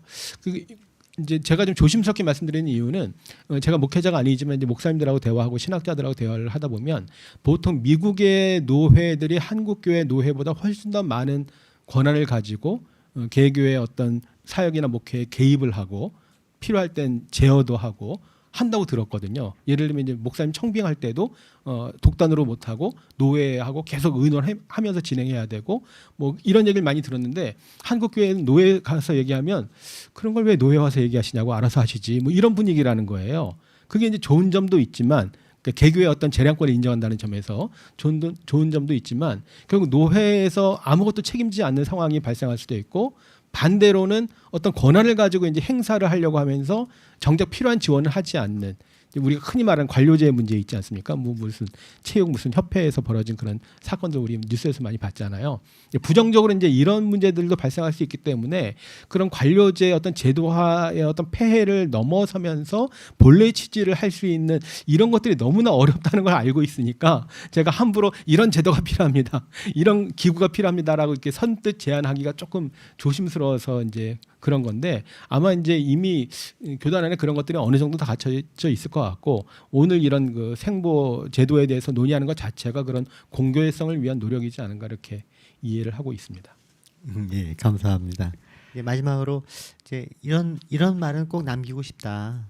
그런 우리 정재현 교수님 한 말씀. 또 정유태 목사님도 이제 많이 말씀해 주셨지만 그래도 한마디로 요약하자면 우리가 가야 할 방은 이거다. 이렇게 좀 말씀해 주시고 정리하고 저희 이제 특별위원회가 그 총회 헌의한 내용만 잠깐 말씀드리고 우리 공청회를 좀 마치면 좋을 것 같습니다. 우리 정재현 교수님 계속 제가 한 말씀만 했지만 이게 사실은 한 말씀으로 딱 요약하기 쉽지 않다는 건 압니다만 딱 한 마디만 해주신다면. 네. 사실 이제 앞에 정 목사님 발제하실 때 중요한 말씀하셨는데 저도 이제 비슷한 얘기 했습니다만 이 시대 목회가 무엇인가에 대해서 다시 한번 좀 정리가 되면 좋을 것 같고 목회자의 정체성 지금 이 시대 한국의 땅에서 목회를 한다는 게 어떤 의미인가 목회자는 뭘 해야 되는가 이런 것들이 분명하지 않으면 너무 단순하게 그냥 목회자의 생계를 우리가 책임져야 된다 보장해야 된다 중요한데 뭘 위해서 하는 것인가가 먼저 정리되지 않으면 그것도 좀 이렇게 의미가 약화될 수밖에 없다는 생각이 들거든요. 그래서 그 목회자가 하는 일이 얼마나 가치 있는 일이고 의미 있는 일이고 이게 단순히 어떤 교회의 어떤 생존과 유지를 위해서가 아니라 정말 성경의 말씀과 하나님의 뜻을 이렇게 실천하는 데 있어서 너무나 귀하고 당연히 우리가 그것을 지원하고 서포트하고 동참해야 된다는 게 자발적으로 이렇게 생겨나야 되는데 현실이 너무나 어려우니 이거 가지고는 좀 충분히 설명이 안 된다는 생각이 들어요. 그래서 이 시대 목회가 무엇인가에 대해서 좀 진지하게 논의하고 거기에서 우리가 어떻게 더 적극적으로 실천할 것인가 거기에 어떻게 또 교단에서 또 재정적인 지원은 뭐가 필요한가 하는 것들이 좀 잘 정리되면 좋겠다는 생각이 듭니다. 예, 감사합니다. 정유태 목사님. 네, 저도 같은 취지고요. 그 이제 오늘 뭐 뒤에서 조금 이제 시간이 부족해서 어쨌든 자세한 말씀 못 드렸는데 자료집에 있으니까 한번 보시면 될 텐데 뭐 제가 제안한 건 뭐 당연히 저희 위원회 안에서도 아직 합의가 완벽히 된 게 아니라 저도 이제 전문인으로서 제가 그냥 학자로서 제안 드린 아이디어입니다. 근데 그렇지만 이제 저는 이제 조금 그래도 있는 동안 이 위원회가 작동하는 동안은 꼭 해보고 싶은 것이 이제 저희도 아까 우리 정재현 교수님 보여주셨던 그 많은 데이터처럼 일단 뭐 데이터가 있어야 그 다음부터 뭐가 나올 수 있다고 생각을 해서 실태 조사를 언젠가는 꼭 했으면 좋겠다라는 게 있고요. 제 마음의 소원이 그겁니다. 제가 이 위원회를 하면서 반드시 다음 단계로 나아가기 위해서도 우리가 자료를 좀 가지고 있어야 되는데 실증적인 우리 기장 목회자들의 경제적 현실을 좀 파악할 수 있는 구체적인 아주 또 부교육자들 특히 저희가 관심 갖고 있는 부교육자들의 현실 그건 이제 다음 세대 기장의 미래하고도 관련된 문제라 부교육자들의 현실들 특히 이제 좀 디테일하게 할 수 있는 실태 조사가 이루어졌으면 좋겠고 그다음 또 하나는 이제 저도 당장은 모든 전면적으로 제도와 교단 차원으로 확장되지 못하더라도 시범 사업이라도 좀 한번 시행을 어떤 노예를 선택해서든 뭐 해서 한번 해봤으면 좋겠다. 그런 방향에서 제가 말씀드린 거고 굳이 한 가지 더 강조한다면 저는 이제 이 참여소득 제가 제안한 이것이 실행되는 방식에 있어서 어떤 뭐 필요한 업무들이 있겠지만 그건 이제 목회자를 뭐 감시하거나 뭐 이런 게 아니라 우리가 하고 있는 목회를 서로 공유하면서 거기에 공적으로 의미를 함께 부여하면서 신뢰를 기초로 해서 함께 이 목회의 의미를 함께 공유하고 작동시켜 나가자는 그런 취지로 말씀을 드렸습니다. 네, 여기까지 하겠습니다. 네, 감사합니다. 혹시 오해할까봐 우리 정영태 목사님 이제 학자로서 이제 의견을 내주시는데 서로 계속 합의돼서 지금 나간 겁니다. 혹시 오해하실까봐 제가 계속 저희가 합의하고 확인하고 결과물들이 나온 거니까요. 독단적으로 하셨나 하고 혹시 생각할까봐 말씀드렸습니다. 네, 고맙습니다. 네, 우리 정말 우리 교단에 필요한 일들이라고 생각하는데 보시는 것처럼 이게 재정과 관련된 문제들은 교회와 그 다른 그 목회자 장로님들이 조금 이렇게 꺼려하는 부분이 있습니다. 그러나 아까 정재훈 교수님 말씀한 것처럼 이 공론화하면서 우리가 그 아픈 곳은 건드리고 또 치유할 곳은 치유하고 우리 기장 교단을 넘어서 우리 한국 교회 또 목회자 교회가 살 수 있는 방안과 또 제도화 또 우리가 함께 나아갈 길을 모색하는 공청이었습니다. 어떤 짧은 시간이었지만 우리 귀한 주제 강연 또 발제해 주신 정재훈 교수님, 우리 정영태 목사님 감사합니다. 우리 박수 한번 부탁드립니다. 먼 길로 하셔서 감사드리고요. 그러면 오늘 그 공청회는 이렇게 마치는 걸로 하겠습니다. 우리 끝까지 자리를 해주신 우리 문형률 장로님, 부총회장님, 우리 교단 부총회장님, 장로 부총회장님께서 기도해 주시고 오늘 마치도록 하겠습니다. 하나님 감사를 드립니다. 귀한 시간 허락하심을 감사합니다. 우리 교단이 주님 보시기에 아름다운 교단 되게 하시고 목회자 최저 생계비가 아름답게 계획되어지고 실행될 수 있도록 은혜를 더하여 주시옵소서. 아멘. 예수님의 이름으로 감사하며 기도드렸습니다. 아멘. 아멘. 예, 참석해 주셔서 감사합니다.